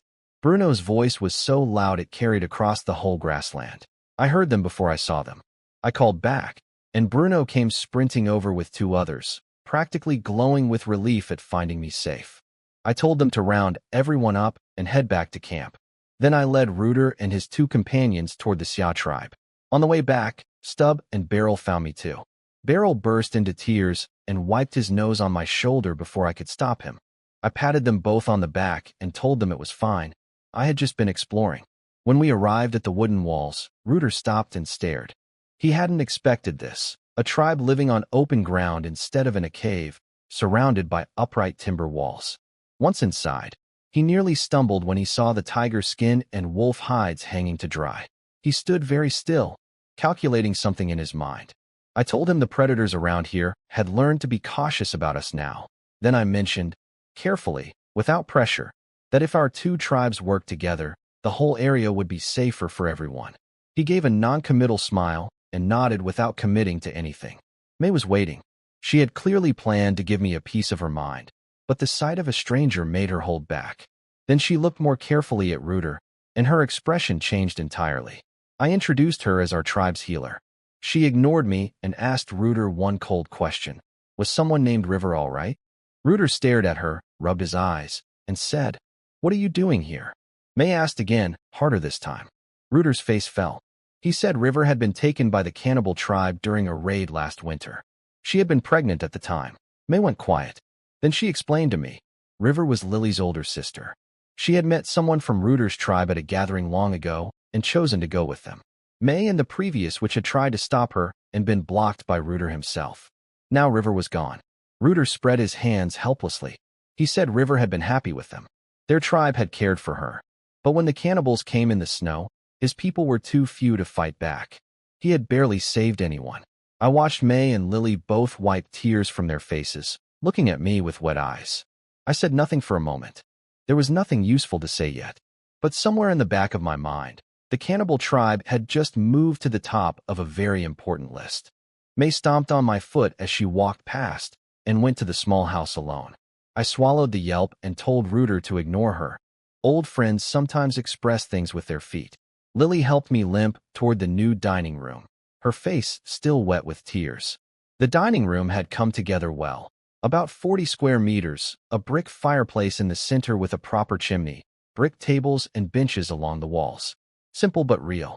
Reuter walked in and immediately pointed at the clay pot heating water over the fire. I explained what it was and had a woman I'll call Fern pour out cups of dandelion tea into clay bowls. Reuter held the bowl in both hands and stared at it. He said it was the most beautiful thing he had ever seen used for drinking. I told him the Xia tribe was doing well, but that we were still too small and too weak. If the cannibal tribe ever came our way, we would have a serious problem. That word, cannibal, made Reuter's face tighten immediately. He had clearly never fully recovered from what they had done to his people. He leaned forward and said something useful. He told me the grassland was scattered with small, struggling tribes. If I found the weakest ones and invited them to join us, the Xia tribe would grow quickly. Numbers were everything. More people meant more strength. I told him that was already my thinking. I just needed people willing to come. I was about to push further when noise erupted outside. Bruno and Fong had returned from their search, and they had brought something back. 2 wolf cubs, pulled from a den where they had killed the mother wolf. Bruno was dangling one of them by the scruff, showing it off to everyone who gathered around, saying it was too small to even bother eating. I took the cub from him. It was tiny, maybe a week old, and completely white. The moment it settled into my arms, it stopped struggling. I told Bruno firmly, nobody was eating these. We were keeping them. Wolves raised from birth could guard the camp, alert us to danger, and help with hunting when they grew up. Bruno looked disappointed but didn't argue. I handed the cubs to Lily and told the group to get back to work. How were the bricks coming along? Had the charcoal kiln been opened yet? They scattered. Back inside, I rejoined Reuter and told him about the cubs. He laughed and said food was hard to come by in the wild. I let the comment pass. There was actually plenty to eat in the grassland right now, but arguing the point wouldn't help anyone. Then a large clay bowl of fish soup arrived, followed by roasted meat and a dish of stir-fried greens cooked in pig fat. Reuter and his 2 companions went completely still when the smell hit them. One of the men reached directly into the soup bowl with his hand to grab a fish and immediately burned himself badly. He dropped it back in. I laughed and showed them the chopsticks, how to pick up food and place it in the bowl first. They struggled awkwardly with the technique, sweating with concentration, but they got there. Then they tasted the food. Salted, cooked properly, still warm. I watched their expressions change completely. Reuter sat quietly for a long moment after his first bowl. Then he looked around the room. The brick walls, the fireplace, the clay bowls, the food, and something settled in his eyes. He had made up his mind about something. I didn't push. I just refilled his bowl and let the food do the talking. When Reuter was ready to leave, I prepared a fire carrier for him, charcoal sealed in a clay pot, enough to restart their fire safely. Then I formally invited his tribe to join the Xia tribe. I promised that as we grew stronger, we would eventually go after the cannibal tribe that had taken his people. Reuter grabbed my hand and said he would go back and talk to his tribe. The food alone, he said, made him feel he had been wasting his whole life. He would send word soon. I understood he needed to convince his healer first. That quiet, sharp-faced man had clearly been the skeptical one. I didn't push. I just told him the Xia tribe's door was always open. That evening I held a meeting in the dining room. It immediately turned into chaos. Everyone talking at once, voices overlapping, nobody able to hear anything. I slapped a branch on the brick table and told them to stop. I introduced a new rule: raise your hand if you want to speak. Wait until the current speaker finishes, one voice at a time. They found it strange at first and immediately all raised their hands simultaneously while talking. I slapped the table again. Bruno spoke first once order settled. He pointed out the camp was getting crowded. People, rabbits, deer, goats, and now 2 wolf cubs all sharing the same enclosed space. We needed to expand the walls. I told him he was right and that expansion was already planned. Brick walls on a new side, bigger animal pens, more houses. But we needed more people first and more bricks. The Grass Hat tribe joining us would help significantly. Everyone nodded. Fong asked when the building would start. I said not yet. Our most urgent task right now was stockpiling enough food to survive the cold season. That reminder sobered the room quickly. Everyone knew what winter meant. After the meeting, I went back to the small house. Lily and May were on the floor playing with the white wolf cub, which immediately wobbled over to me when I walked in, making small whimpering sounds. I picked it up and scratched behind its ears. Lily reported that both cubs had refused food at first, then discovered the salted fish and couldn't stop eating. I laughed and said that was very relatable. May said flatly to watch out for ungrateful wolves. She was still annoyed with me from the afternoon. I told her the great king could handle 2 baby wolves. She said she was done talking to me. I looked at her sitting there in the firelight, sharp-featured, composed, still slightly flushed from earlier. She had spent years leading the tribe with a calm, almost passive approach, never imagining things could be different. Now everything around her was different. New words, new tools, new possibilities every day. And somewhere in the middle of all that change, she had quietly decided what she wanted. I stepped behind her and put my arms around her waist, breathing warm air against the back of her neck. She twisted free immediately, skin rising in goosebumps, and shot me a look that said I had gone too far. Lily stared with wide eyes. I laughed awkwardly and stepped back. May turned away and said nothing more. But in the dim light, I could see her face was red. I told May and Lily that Reuter's tribe would likely be joining us soon. May immediately suspected Reuter of bad intentions. I explained, 15 people, no security, not enough food for winter, and the cannibal tribe still out there. Joining us was simply their best option.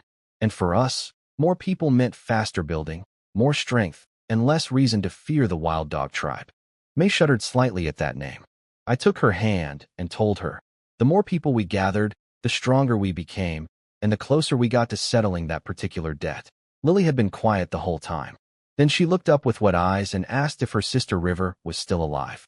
I hadn't known River at all, but I told Lily what I genuinely believed.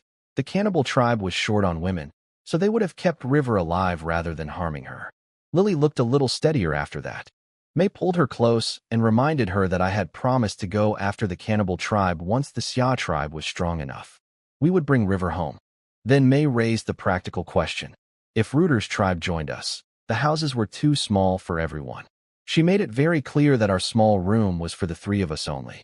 I agreed completely. Sleeping in a room full of unwashed men was not something I was looking forward to either. I told her once we found iron, ore, and had proper tools, building more houses would be much faster. She asked again what iron was actually good for. I said, think of stone tools, but stronger, sharper, and lasting much longer. With iron we could make axes, knives, weapons. No tribe on this grassland would dare threaten us. Then I made the mistake of mentioning that I wanted to give everyone in the tribe proper names. The current ones, Bruno, Beryl, Stub, Squint, Crooked, Fong, Thorn, were all just descriptions of physical features, not dignified at all. Lily pointed out that those were 2-word names, which was more than most people had. I said the names themselves were the problem. They described big mouths and crooked noses, not people. May grabbed my ear before I finished the sentence. I yelped. She twisted. I grabbed her hand and begged. Gently, gently, please, careful. And in my pain, I called her something I hadn't quite planned to say out loud. Wife. May wife. Please, wife, let go. The room went silent for a moment. From the tool room nearby, everyone who had heard me shout burst into laughter. Some of the women sighed. A few shook their heads and looked at the other adult men in the tribe with expressions that said, and were stuck with those ones. May slowly released my ear and asked, very quietly, what I had just called her. I said May. Just May. Lily grinned and said, no, it was May wife. May's eyes narrowed. She asked if she looked old enough to be called wife. I said no, not old at all. She would be my first wife, and Lily my second. I pulled Lily over and announced this with great confidence. May looked at me for a long moment. Then she smiled and said, you'd better not take that back. I said I wouldn't dream of it. I told them both to come to bed. We had an early morning ahead. This part 1 learned about later from Reuter himself. As soon as he got back to the Grass Hat tribe's cave, Reuter pulled aside the 2 men who had come with him and started talking before either of them could say a word. He told them what they had seen. The houses, the clay bowls, the cooked food with salt, the tiger skin on the wall, and said he had already made up his mind to join the Xia tribe.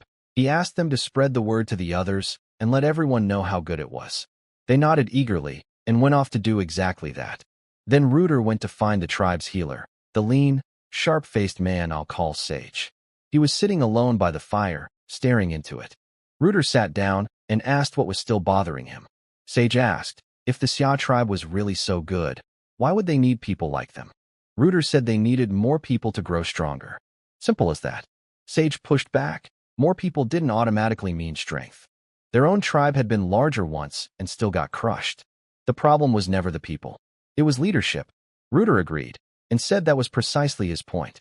The Xia tribe had a leader who actually knew what he was doing. He reminded Sage that the great king had walked alone across the wild grassland without fear. That wasn't something ordinary people did.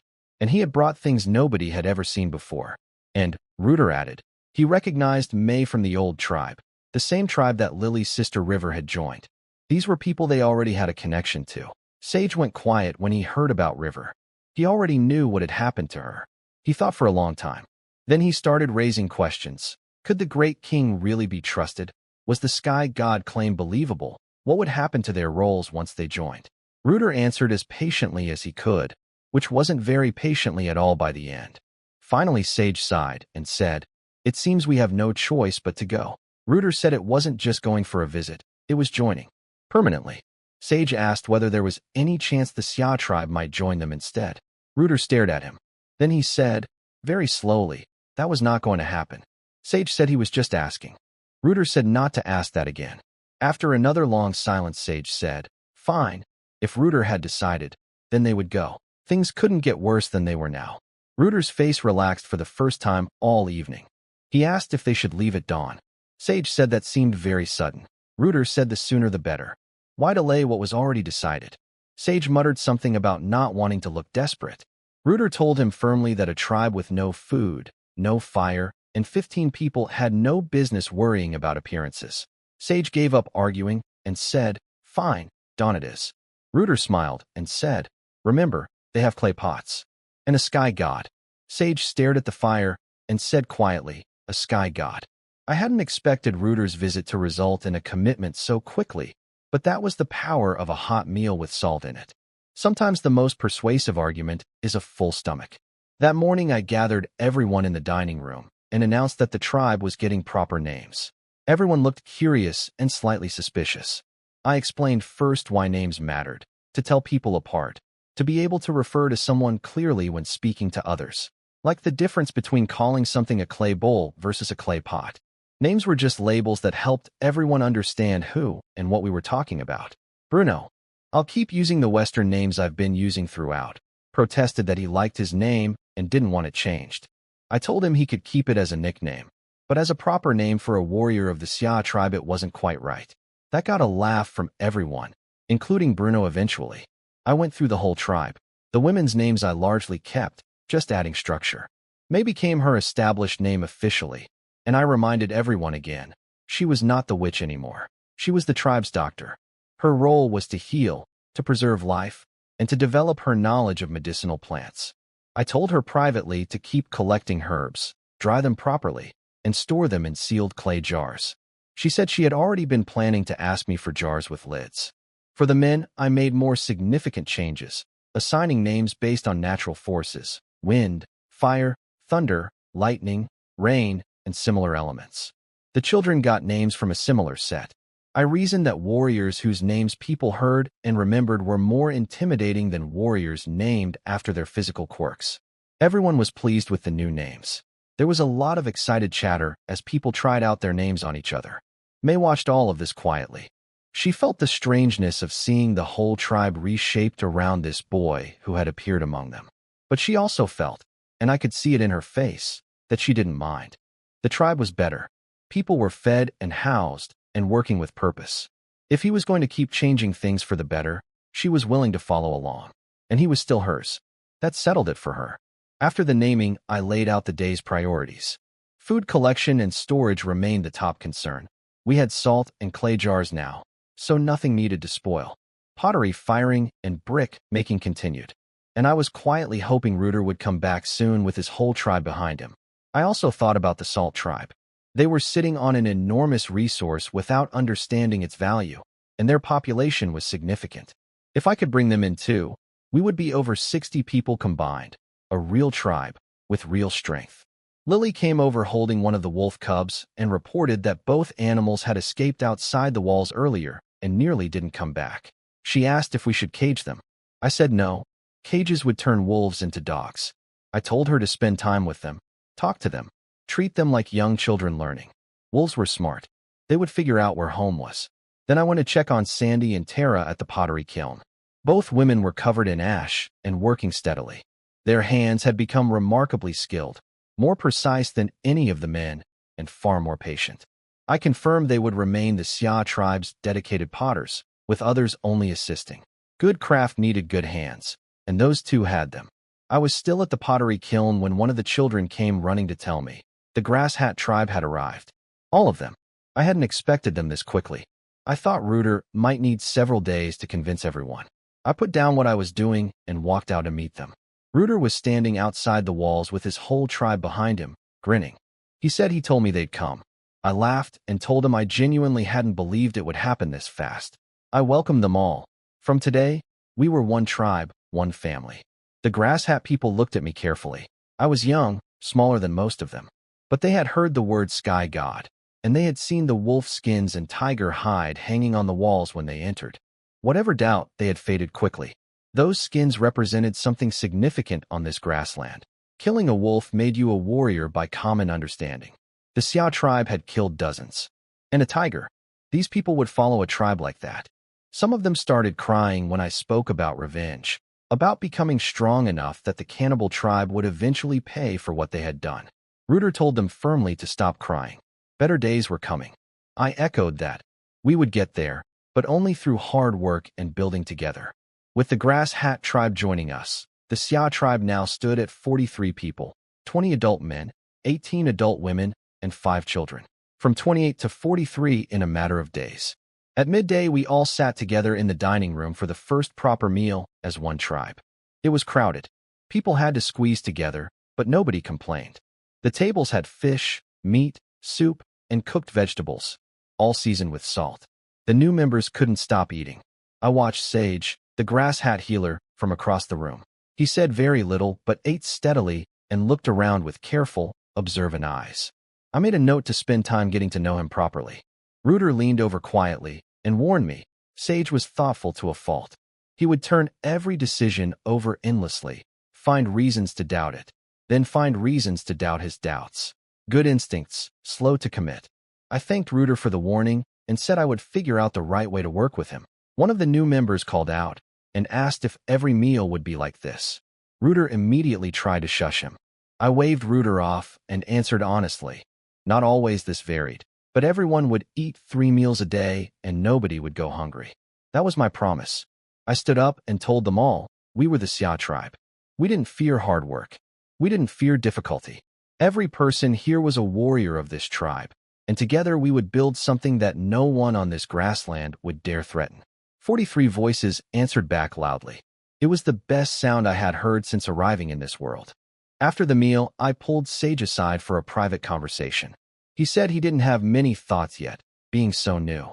Then he immediately said he had noticed the wooden walls were fine against animals, but wouldn't hold against people. I told him that was a good observation. He shrugged and admitted he had no solution to offer, just the problem. I told him noticing problems was still useful. Then he added that the thatched roofs were vulnerable to fire. Again, true, and the deeper implication was clear. A determined enemy with torches could destroy the whole camp. He had no solution for that either, but he had thought further ahead than most people in the tribe. I asked what he thought we should do. He said, brick roofs. I asked how you hold bricks on a sloped roof without them sliding off. He said he didn't know. I told him that was exactly why we built things step by step instead of all at once. He nodded slowly and seemed to respect the answer. I decided then what role he would fill. He was a thinker, limited by the world he had grown up in, but genuinely analytical. I told him to stay close to me for now, learn how the Xia tribe worked, and help me manage things. When the tribe grew large enough to divide into specialized work groups, he would lead one as an elder. The title of healer, or which was gone in our tribe, all decisions came through me. But elder was real authority. His name, I learned, was Ming. He looked pleased in a quiet, controlled way. My talk with Reuter afterward was much easier, relaxed and direct. I shared some of my plans for expanding the walls and buildings. He felt trusted, and that mattered to him. With 43 people now, sleeping space was the immediate problem. I put Bruno in charge of a full construction push, bringing all the new members into the building work. The Grass Hat people had never lived in anything but a cave, and they found the brick and thatch houses genuinely strange at first. I didn't try to explain it. Experience would do that faster than words. With more hands working, a new house went up in a single afternoon.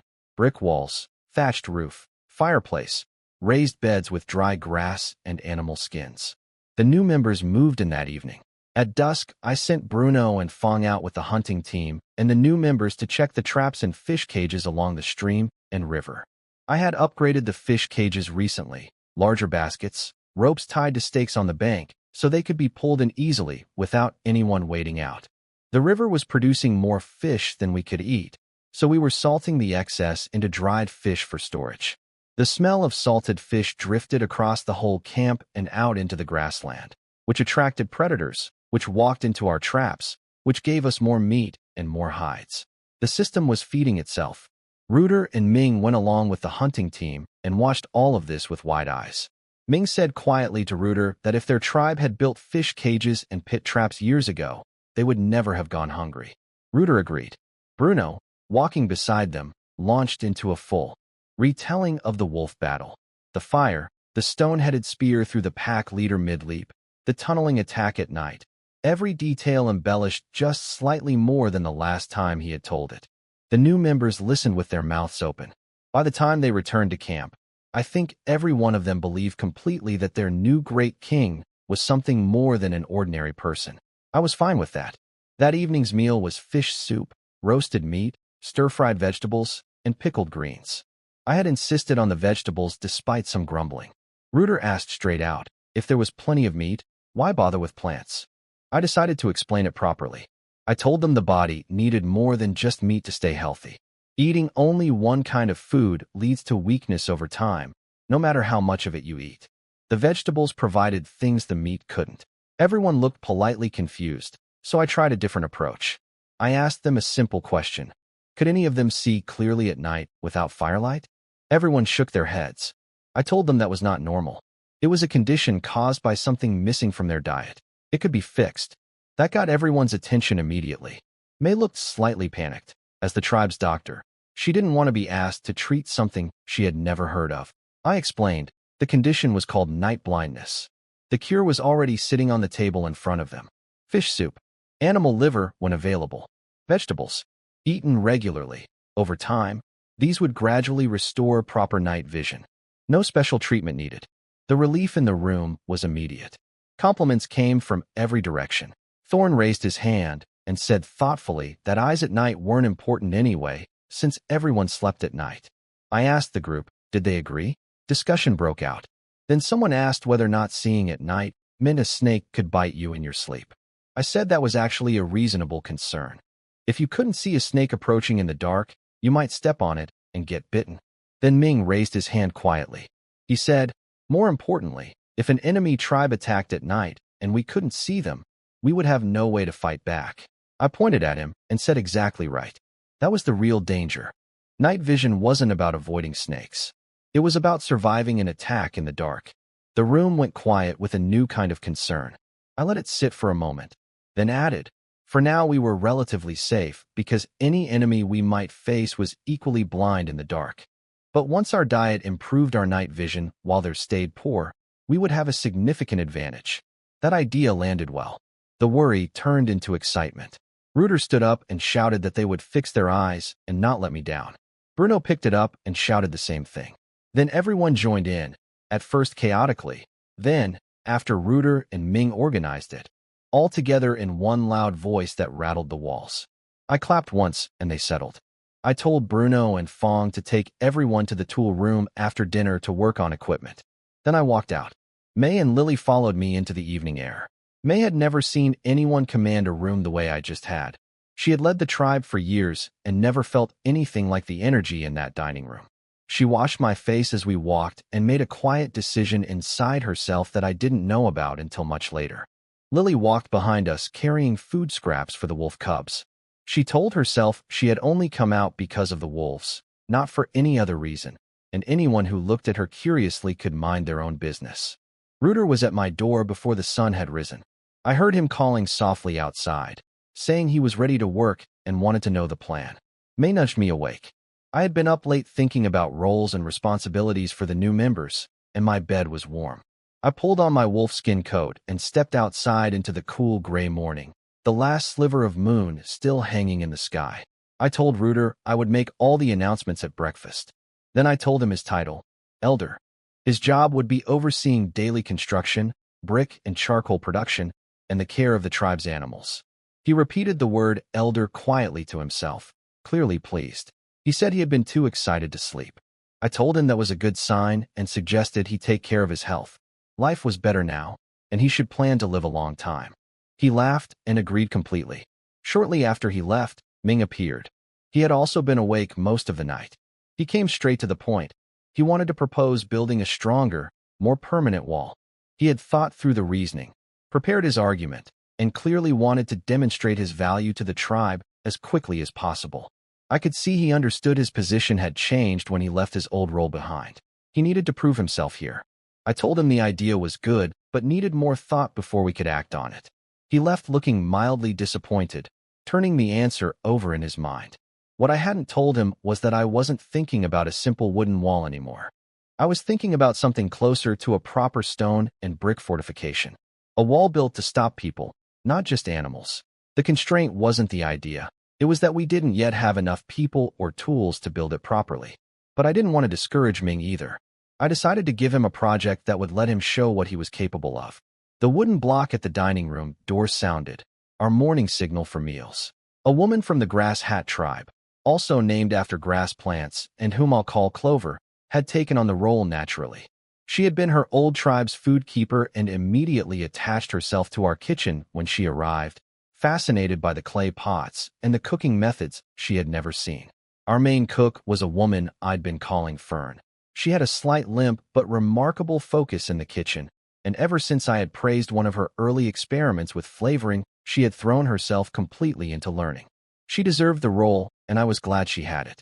May and Lily helped sometimes, but early mornings were hard for them. After the bell, I washed my face with warm water in a new clay basin. 3 had come out of the kiln the night before. I showed May and Lily how I did it, hands first, then face, working in one direction from chin to forehead rather than scrubbing randomly. They looked at the basin with mild suspicion. Their idea of washing had always been a quick splash in cold water, if at all. I told them there were no cloth towels yet, but to follow what I had shown them.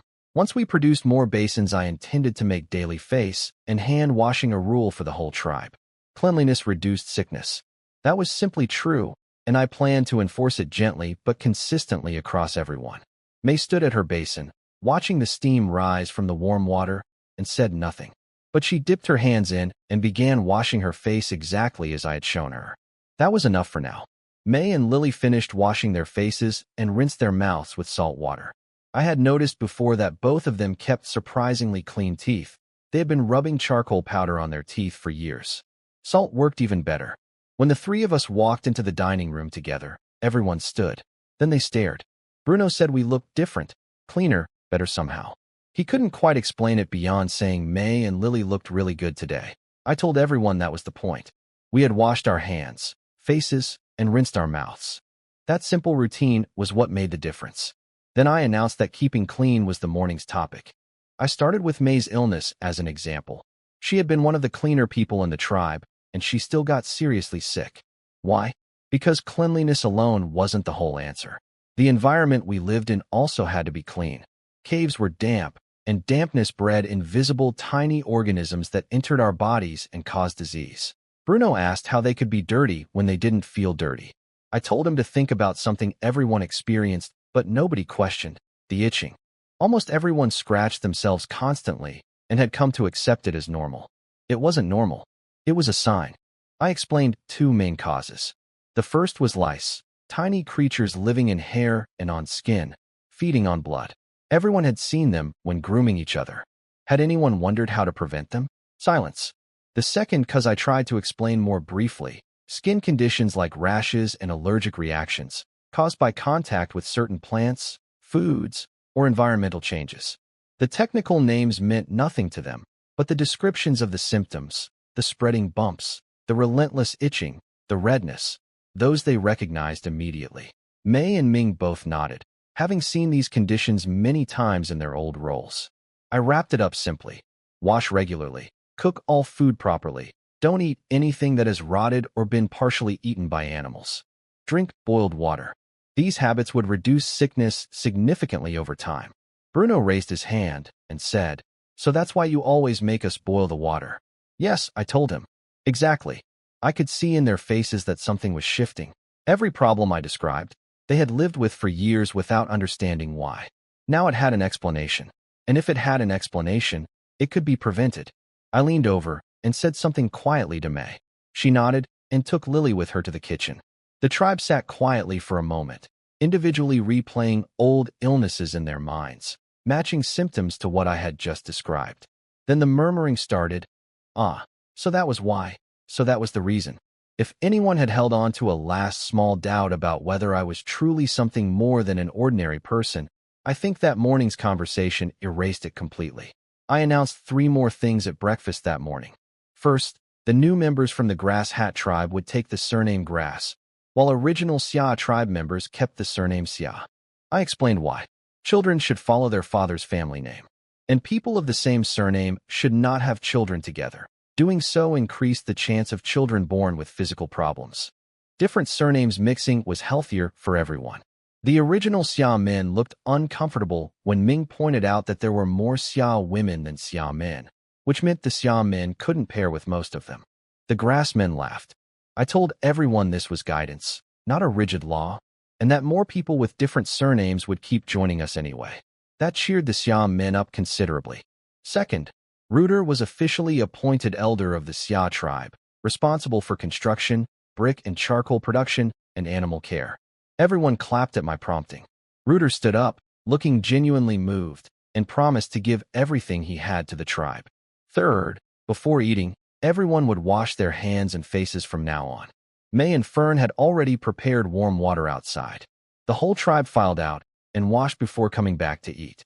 While everyone was outside, I pulled Rooter and Ming aside and told them the Grass tribe members all needed new names following the same pattern, a first name added to the surname Grass. Ming immediately named himself Grass Ming on the spot. I nodded approvingly. Then I explained the broader plan. As more tribes joined us, each would receive their own surname. Children would follow their father's name. The tribe was moving toward a society where men held more formal responsibility. I said this carefully, watching their reactions. Ming looked at me and said quietly, "So you mean the father guides the son and the husband guides the wife?" I stopped. That phrase, that exact idea, expressed that precisely, was not something a person born into this primitive world should know. I stared at him. He noticed my expression and waited. I asked where he had heard that. He told me about a place called the Yellow River Tribe, a powerful settlement from long ago, built around a figure people called a wise man or sky being. This person had changed the tribe completely, established new ways of living, and left behind ideas that scattered with the tribe's survivors when the settlement eventually collapsed. Rooter added that floods along the Great River had destroyed much of what they built, and the tribe had broken apart. I sat very still, thinking. Someone had been here before me. Another person from my world, or something like it, had crossed into this time and this place. They had taught these people language, built a civilization, created pottery, and then it had fallen apart, leaving only fragments behind in the memories of scattered tribes. That explains so much. The shared language, the traces of structured thinking in people like Ming, the legends of sky beings that made Agnes accept me so quickly. I asked what had happened to the Yellow River tribe's territory. Ming said the survivors had spread in all directions and started new tribes. Some of those tribes were probably still out there. I told them I was confident our location here was safe from flooding. I had checked the ground carefully before choosing this spot and saw no signs of past water damage. Ming accepted this without argument. When you believe someone is a sky god, confidence reads as knowledge. I finished eating and sent everyone to their work. But my mind stayed on the Yellow River tribe all morning. Someone had come before me, built something remarkable, and lost it. Whatever they had achieved, and it sounded like quite a lot, was gone. I intended to do better, and to make sure what I built didn't disappear. This part of the story I learned about later, pieced together from what Trader eventually told me himself. After the wild boar battle in Boar Valley, Trader's group had stayed with Elder Fu and the Blackstone tribe to recover. The fight had been brutal. Of Trader's 30 people, half were injured, 5 seriously, and 3 had died in the valley. Trader himself had broken his left hand and had it splinted with sticks. Sitting by a fire in the Blackstone tribe's cave over the following days, Trader and Fu talked. Fu explained how the Wild Dog tribe had originally driven his people out of their home caves, killed many of the men, and stripped them of everything. The tribe had nearly been destroyed completely. A faction had surrendered and joined the enemy. Fu had refused, holding out with the remainder, waiting for scattered branches of the Blackstone tribe to return and find them. None ever had. Trader listened and said nothing for a while. Then he asked what Fu's plan was now. Fu didn't have one beyond surviving. Trader's question about recovering his stolen goods got a similar answer. His trading tribe was too far away and too lightly armed to challenge the wolf-skin warriors directly. He would have to absorb the loss. But Fu mentioned something that caught Trader's attention: the stone in Boar Valley. The Blackstone tribe had been mining and working a particular dark rock found there for years. They had discovered that burning the shaped stone in fire made it harder and stronger than ordinary stone. They didn't know why. They just knew longer burning produced better results. Trader's ears sharpened. That was the same material the wolfskin warrior had used to knock down a tree with one blow. He wanted some of those stones. Even a few pieces to bring back to his tribe would partially compensate for everything that had been stolen. But before they could collect much, a lookout came running. The wolf tribe was coming. Their leader was a man I'll call Fong Wolf, enormous, heavily bearded, with eyes that radiated cruelty. The Blackstone people automatically looked away when he approached. That pleased him visibly. He accused Fu of taking stone from wolf tribe territory and demanded a share of the wild boar meat from the valley battle as tribute. Fu pointed out that they had risked their lives clearing that valley. Fong Wolf laughed and said, "So what?" Trader gripped the heavy stone hammer he had been using in the valley and felt its weight. He didn't back down when Fong Wolf's eyes landed on him. But when more wolfskin warriors emerged from behind their leader, he quietly told Fu, "Let it go. We can't reason with these people." Fu agreed and asked Fong Wolf if they could at least leave freely. Fong Wolf waved them off dismissively and called after them to send the boar meat. As they walked away, Fong Wolf shouted cheerfully across the open ground, "Thanks for the furs, trading tribe." Trader walked without turning around, jaw tight, memorizing everything about that man's face. I was standing by the rabbit pen, turning the magnet over in my hands and thinking, when May appeared behind me. She had been about to startle me as a joke, but stopped when she saw my expression. I told her I was thinking about what the tribe needed most. People and tools. Those were the two things holding us back. She asked if I was going out that day.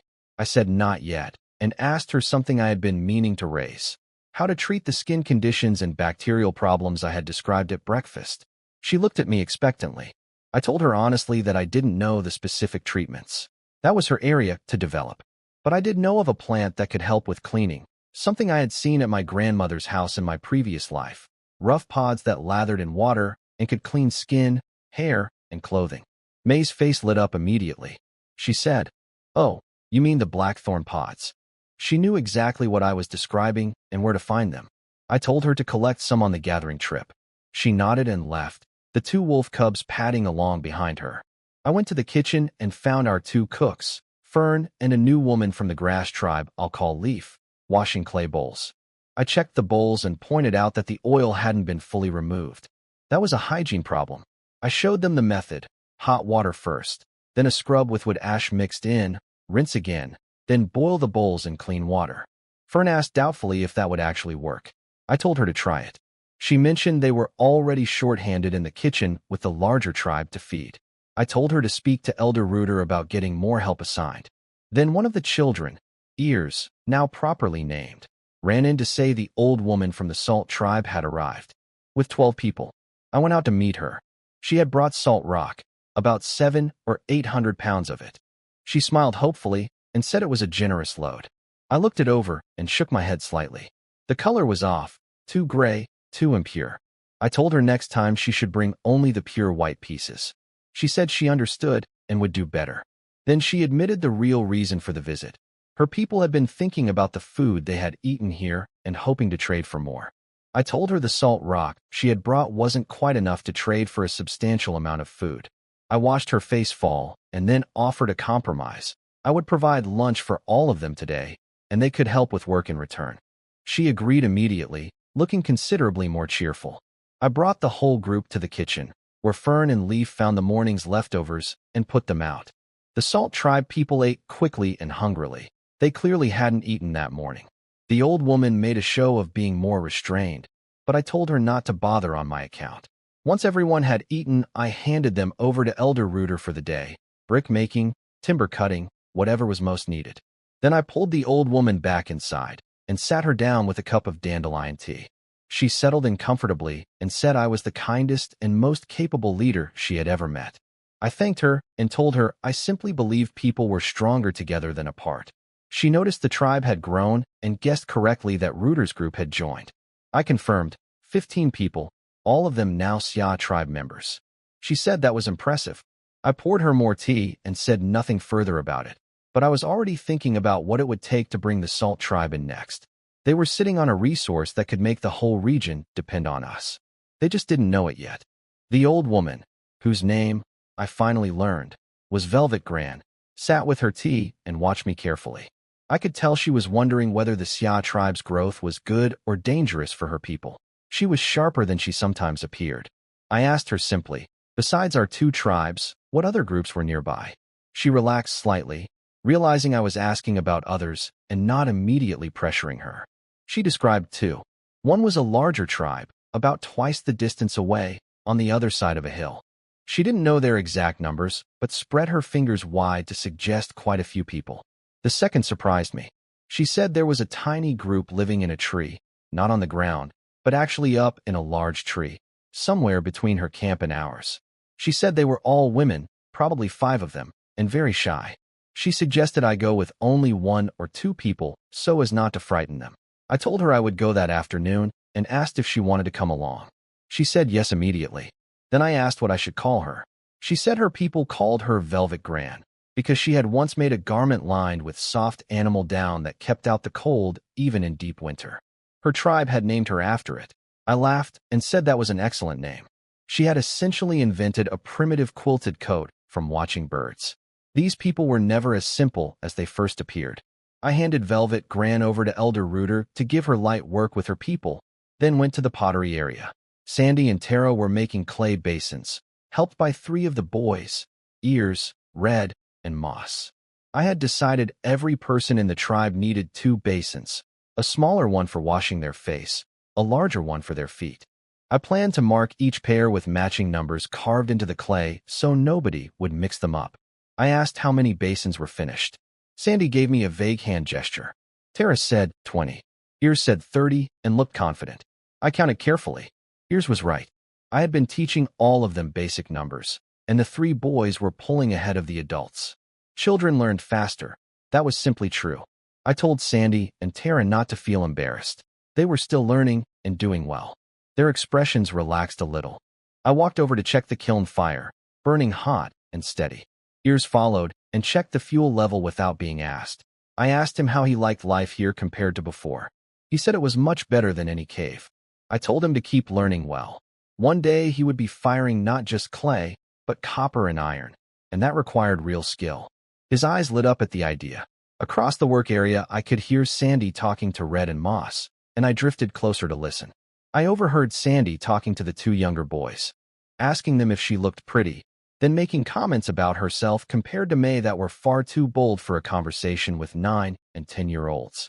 Tara eventually told her to stop teasing children and behave herself. Then Sandy admitted quietly that every time she saw me, she felt flustered and couldn't move properly. Tara told her firmly not to have those thoughts. Someone like me would never end up with someone like her. I backed away quietly before Sandy could turn around and see me standing there. I had heard more than enough. I walked directly to the new construction site to clear my head. The water channel from the stream had already been dug through. A large group was mixing clay on the flat ground nearby. I found Elder Rooter covered in mud, waiting for instructions. I told him the most important rule for every day of this project: safety first, always. Slow and careful was better than fast and injured. He said he had already told everyone. I said to keep telling them. I also reminded him to keep a small group rotating through the trap lines daily. The tribe's food supply still depended on what the traps caught. Rooter nodded. He had been quietly amazed since arriving at how much food the traps and fish cages produced with almost no risk. The tribe now kept dozens of rabbits, over 10 goats, 8 deer, 5 pigs, a fish pond, and large stores of pickled vegetables in clay jars. He had barely slept since seeing the full inventory. I found Ming and Fong marking ground with ash lines and rope, preparing the city wall layout. They came over as soon as they spotted me. Ming asked what came next. I told them, we were not building a simple fence. We were building a proper defensive wall, thick enough to stop people, not just animals. The plan was a square perimeter of roughly 150 meters on each side, walls 2 meters thick and 4 meters tall, brick faces on both sides with packed earth in the middle. The excavated soil from the foundation trenches would naturally form a shallow moat around the outside. I showed them how to use the long rope and ash powder to mark straight lines on the ground, stretching the rope tight between 2 people and shaking ash along it. A clean square appeared on the earth. Everyone who saw it looked impressed. Even I felt a quiet satisfaction watching the shape of something real emerge from open ground. The foundation digging started immediately. Stone tools and wooden poles made it slow work, but everyone pushed hard. I discussed with Reuter and Ming how to fire the large bricks without building an enormous separate kiln. My idea was to stack the bricks into the wall structure first, then burn timber inside the gap between the 2 brick faces, essentially using the wall itself as a kiln. Whether it would work well enough, I wasn't certain, but we would test a short section first. By midday, we had a 10-meter trench dug and were waiting for the new large brick molds to come out of the fire. At lunch, the dining room was completely full. Our tribe, Velvet Grand's working group from the Salt Tribe, everyone packed together at the brick tables. I sat with May, Lily, Reuter, Ming, Velvet Grand, Bruno, Thorn, and Fong. I asked Velvet Grand if she was managing all right. She said she was fine and had barely broken a sweat. Reuter said she had the energy of someone half her age. She went slightly pink and said she had mostly just carried water all morning. Everyone laughed. The room was loud and warm and full. I looked around at all of it. 43 tribe members, a full table of Salt Tribe workers, food on every plate, walls going up outside, a city wall being marked out on the ground, and felt something settle quietly in my chest. We were becoming something real. After lunch, Velvet Grand pulled me aside and asked quietly if she could bring her entire tribe to work at the Xia tribe each day, in exchange for meals. I said yes immediately. More workers was exactly what I needed. I also told her to bring the children. Leaving them alone in that cave while the adults were away wasn't safe. She agreed happily and thanked me for my kindness. May watched her walk away and asked me with a slight smile whether we had just been taken advantage of. I told her to think about it from the other direction. We got labor, they got food. Both sides felt like they had won. That was a good deal. May mentioned the gathering team had found large amounts of the soap pods I had described, along with plums and hawthorn berries. I thanked her genuinely. She looked away and said being thanked didn't give her back her old position. I stepped closer and offered to kiss her cheek in gratitude. She turned red and walked away quickly. I called after her not to forget. We were leaving for the Salt Tribe area that afternoon. I gathered Bruno and Fong with their weapons and met May and Velvet Grand outside the walls. Then we headed out to look for the tiny tribe Velvet Grand had mentioned, 5 women, living in a tree. The tree house turned out to be very close to our camp, near the stream. I was surprised I had walked past it before without noticing. The structure was 3 or 4 meters off the ground, a single room tucked into the branches. Whoever had built it was clever about staying hidden. As we approached, a voice called down from inside, sharp and young, maybe 17 or 18 years old. She told us to stay back. Her tribe members were returning soon, she said, and they were fierce. We had better leave or face consequences. I started laughing. Velvet Grand asked why. I said, the louder someone threatens, the more frightened they usually are. May said that wasn't entirely fair. The girl was alone, and we were a group of strangers. She had every reason to be cautious. I asked May to call up to her. Tell her we weren't dangerous, just wanted to talk. May called out. Silence. Bruno offered to climb up and sort things out. I told him to be patient and less dramatic. She was one young woman. Then the girl's voice came down again, clear and direct. She said there were 2 bad people in our group, me and the one behind me. Bruno went red with outrage. He said he would go up and demonstrate exactly how bad he was. I held him back. I asked the girl how she had identified us. She said I talked too smoothly, and it made her nervous. And the big-mouthed one behind me looked completely untrustworthy. Bruno made a sound I couldn't quite describe. I suggested a compromise. None of us would go up, but one person could climb to her. I pointed to May. The girl said nothing. I took the silence as permission. A rope ladder dropped from the tree house. May looked at it, looked at me, and pointed out that 3 or 4 meters was quite high. I told her she could do it. She gave me a look that promised consequences later, then grabbed the rope and started climbing. I waited below with the others. I had sent May for good reasons. A woman approaching alone was far less threatening. May understood exactly what I needed from this conversation, and she was good with people in a way that I, apparently, was not always perceived to be. May climbed up and introduced herself calmly. The girl was curled up against the wall of the small tree house, face painted with animal markings the way May's used to be, probably the tribe's young healer or witch figure. May told her we were from the Xia tribe, that we had noticed the tree house out of curiosity, and that we meant no harm. The girl asked if the two who looked frightening below were really safe. May said yes. The shorter one was actually our great king, and despite appearances he was capable and kind. The girl was quiet for a moment. Then May noticed the girl's lips were pale, her forehead covered in sweat, and she was holding her stomach. Looking more carefully, May saw the dark red stain beneath where the girl was sitting. She wasn't injured. May understood immediately what was happening. The girl's tribe apparently considered this time of month to be bad luck for the tribe, so she had been sent to the tree house alone to wait it out. She had been up there since the previous night, in pain, without hot water, without anyone to help her. May came back down and explained the situation quietly. Velvet Grand nodded with sympathy. Bruno and Fong looked confused. I understood clearly. May asked if I knew anything helpful. I thought about it honestly and said the most useful thing was probably warm water. It promoted circulation, helped the body move things along, and provided some comfort.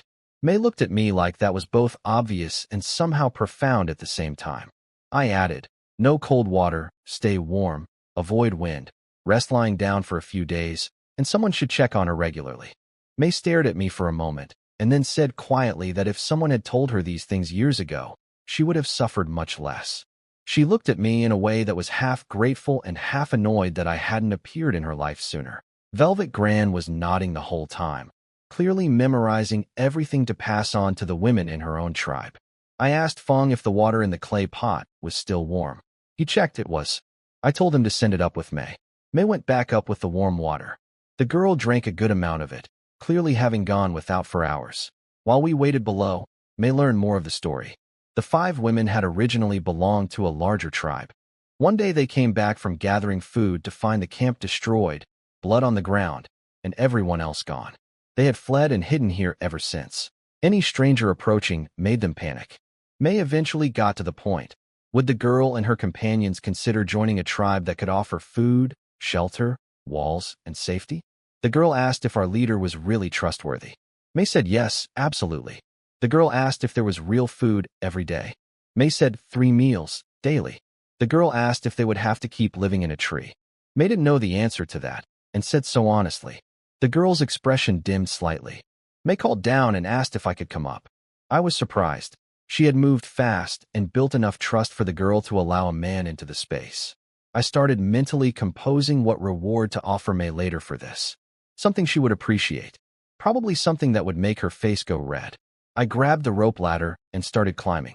I climbed into the tree house and looked around. The inside was even more basic than I expected. Then I looked at the girl properly and stopped. She was younger than her voice had suggested, maybe 13 or 14. May saw my expression and pinched my ear before I could say anything. She told me to sit down and behave like a great king. The girl stared at us both. Then she asked, completely seriously, whether I was May's son. May and I both went still for a moment. Then we started laughing so hard the tree house shook. Birds scattered from the branches. Bruno, Fong, and Velvet Grand looked up from below with completely confused expressions. May clutched her stomach and said she couldn't breathe. The girl looked embarrassed, but started smiling despite herself. The tension was gone.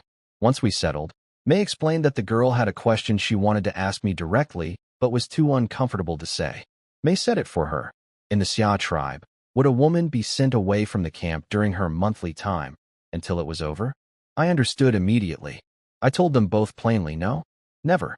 In my tribe, women going through that time would stay in the camp, rest, avoid cold water and cold wind, stop heavy work, and eat and drink properly while they recovered.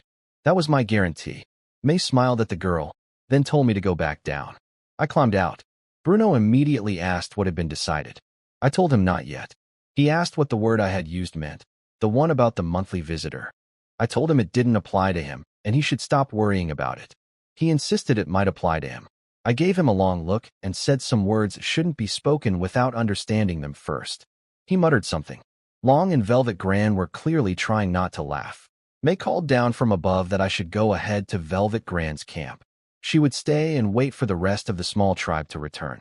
I was halfway to the Salt Tribe's cave when I heard May let out a startled cry from behind us, back at the tree. The other 4 women had returned from gathering and climbed up without warning, grabbing May before they understood she wasn't a threat. The young girl's sharp voice cut through immediately. She was the tribe's healer, and they would listen to her. They released May. The girl introduced May as someone from the Xia tribe, a nearby settlement with food, warm shelter, and proper walls. She told her companions they had been invited to join. The 4 women looked at each other silently. The girl knew what they were thinking. They were still wondering about the other members of their original tribe who had disappeared. She acknowledged it directly. She told them that if those people were still alive, she would ask the Xia tribe's leader to help find them when the time came. May said she was certain I would agree to that. She was right. I would have agreed to almost anything reasonable to bring 5 more people safely inside our walls before winter arrived. When we reached the Salt Tribe's cave, the remaining women and children were waiting anxiously for Velvet Gran to return. They had expected food. She had brought none, but she told them to pack up immediately. They were all going to the Xia tribe. They obeyed without much argument. Life in the cave was hunger and cold. The Xia tribe was neither of those things. They were ready to go. I hadn't originally planned to come to the Salt Cave. I had only meant to check on the Tree tribe. But with May handling that negotiation, I had followed Velvet Gran here instead. Things were moving in the right direction. Then Fong raised the alarm. He pointed. About 700 or 800 meters away, a group of about 30 men were moving toward us across the open grassland. All men, all carrying stone weapons. No friendly purpose behind a group that size moving in that direction. I asked Velvet Gran if she recognized them. She had never seen them before. I made the decision immediately. I told everyone to leave everything and move. Velvet Gran started to protest. She wanted to go back for her feathered winter coat, the one she had spent a long time making. I told her it wasn't worth her life. She turned toward the cave anyway. Bruno grabbed her and hoisted her onto his shoulder before she could take another step. She let out a shocked yell. He ran. She bounced on his shoulder, muttering about her treasured coat being gone forever. Bruno told her it was definitely gone and kept running without slowing down. I noticed as we moved that Bruno seemed genuinely stronger than when I first knew him. His body had filled out. His stride was longer and more powerful. The regular meals and physical work were changing people. Fong and I moved the women and children along, staying low in the grass, following Bruno toward the Xia tribe. The group following us was from a tribe I'll call the Root tribe. Their sub-leader, a man I'll call Crusher, had identified the Salt tribe's cave as a target. Women available, men few. They had planned to kill the men and take the women. This was apparently not unusual for them. When they reached the cave and found it empty, Crusher was furious. He organized a tracking party immediately, following the footprints we had left. The trail was easy enough to follow until we reached the stream, where we had waded through the water to lose the tracks. Crusher's group stood on the bank, confused. A quick-thinking man in the group suggested they split, half upstream, half downstream, and look for where we had climbed out. The downstream group of 10 found the tracks quickly where we had come ashore near the large tree. They followed the prints to the base of the tree and noticed the rope ladder still hanging from the branches. One of them climbed up out of curiosity. He called down that there was a small room up there, and it was quite comfortable. The others all climbed up to look. 10 adult men in a tree house built for 5. The structure groaned. A rope that had been holding a critical support, loosened by someone with foresight before we left, finally gave way. The tree house collapsed. The 10 men crawled out of the wreckage, yelling and cursing. 3 had broken bones in their hands. The rest had various scrapes, sprains, and bruises. They blamed us entirely for their injuries and decided this made them even more determined to catch us. Mention of the women ahead gave them energy they probably shouldn't have had given the state they were in. They pulled themselves together and started tracking again. We moved quickly, wading through the stream to break the trail, then cutting back toward the tree house to collect May and the 5 women who had agreed to join us. May had already sealed the agreement by the time we arrived. All 5 were ready to go. I quickly loosened the key ropes holding the tree house together as we left. If any of our pursuers climbed up there, it would slow them down considerably. Back at the Xia tribe, I organized everything fast. Women and children stayed inside on alert. The adult men set up an ambush in the nearest tree line, with several rope traps rigged along the approach path. The 10-man group walked straight into it. 2 of them were suddenly dangling upside down before the others realized what was happening. When they looked around, they found themselves completely surrounded. They froze. Bruno let out a roar and told them to drop their weapons. They dropped them. We brought the 10 men back to the camp, bound hand and foot, and I questioned them in the open space outside the dining room while the whole tribe watched. They told me everything. They had planned to raid the Salt tribe's cave, kill the men, and take the women. They admitted this without much hesitation, apparently seeing no particular shame in it. The Salt tribe people listening went pale hearing it described so plainly. I learned that their tribe, the Root tribe, was about 2 days' walk from us, with over 100 members. If they sent 50 to 80 warriors against us, we would be in serious trouble. Our total population was now 73, including children, and we had only 26 adult men. Direct confrontation was out of the question. Our defense had to be the walls. But the new city wall was barely started, at least a month of work away. I didn't think the Root tribe would give us a month. Velvet Grand stepped forward and asked loudly what we were going to do with the prisoners. The tribe's consensus was immediate: kill them. I caught Bruno's eye and nodded toward him. He stepped forward, clutched his stomach dramatically, and announced at full volume that his monthly visitor had arrived and he urgently needed the toilet. Then he ran off holding his waist wrap, heading for the latrine. May nearly collapsed laughing. Velvet Grand and Fong followed a moment later. The rest of the tribe looked deeply confused about what Bruno's toilet emergency had to do with anything. I brought the group back to order and asked again, what should be done with the prisoners? Kill them, came the answer again. I asked Ming quietly if he had a suggestion more useful than killing. Ming stepped forward and addressed the tribe. He said these men's leader was more guilty than they were. Without his orders, they might not have acted at all. But he also proposed something more striking: execute them and then eat them, as a warning to others. The crowd erupted. The bound prisoners went completely still with terror. 1 or 2 left wet patches on the ground where they were kneeling. I let the moment settle, then spoke clearly. I said killing these men would accomplish little. The real problem was their leader. These 10 were tools, but they were also labor, strong backs we needed right now. The new wall required workers. I proposed we keep them as prisoners, force them to work on the wall construction, and hold execution as the consequence for anyone who refused or caused trouble. The tribe accepted this. The prisoners looked like they might faint with relief. Ming looked thoughtful. He wasn't entirely satisfied with the outcome, but he didn't argue. He had made his point, and so had I. The Xia tribe would be feared, but we would also be practical. We had walls to build, and now we had extra hands to build them with.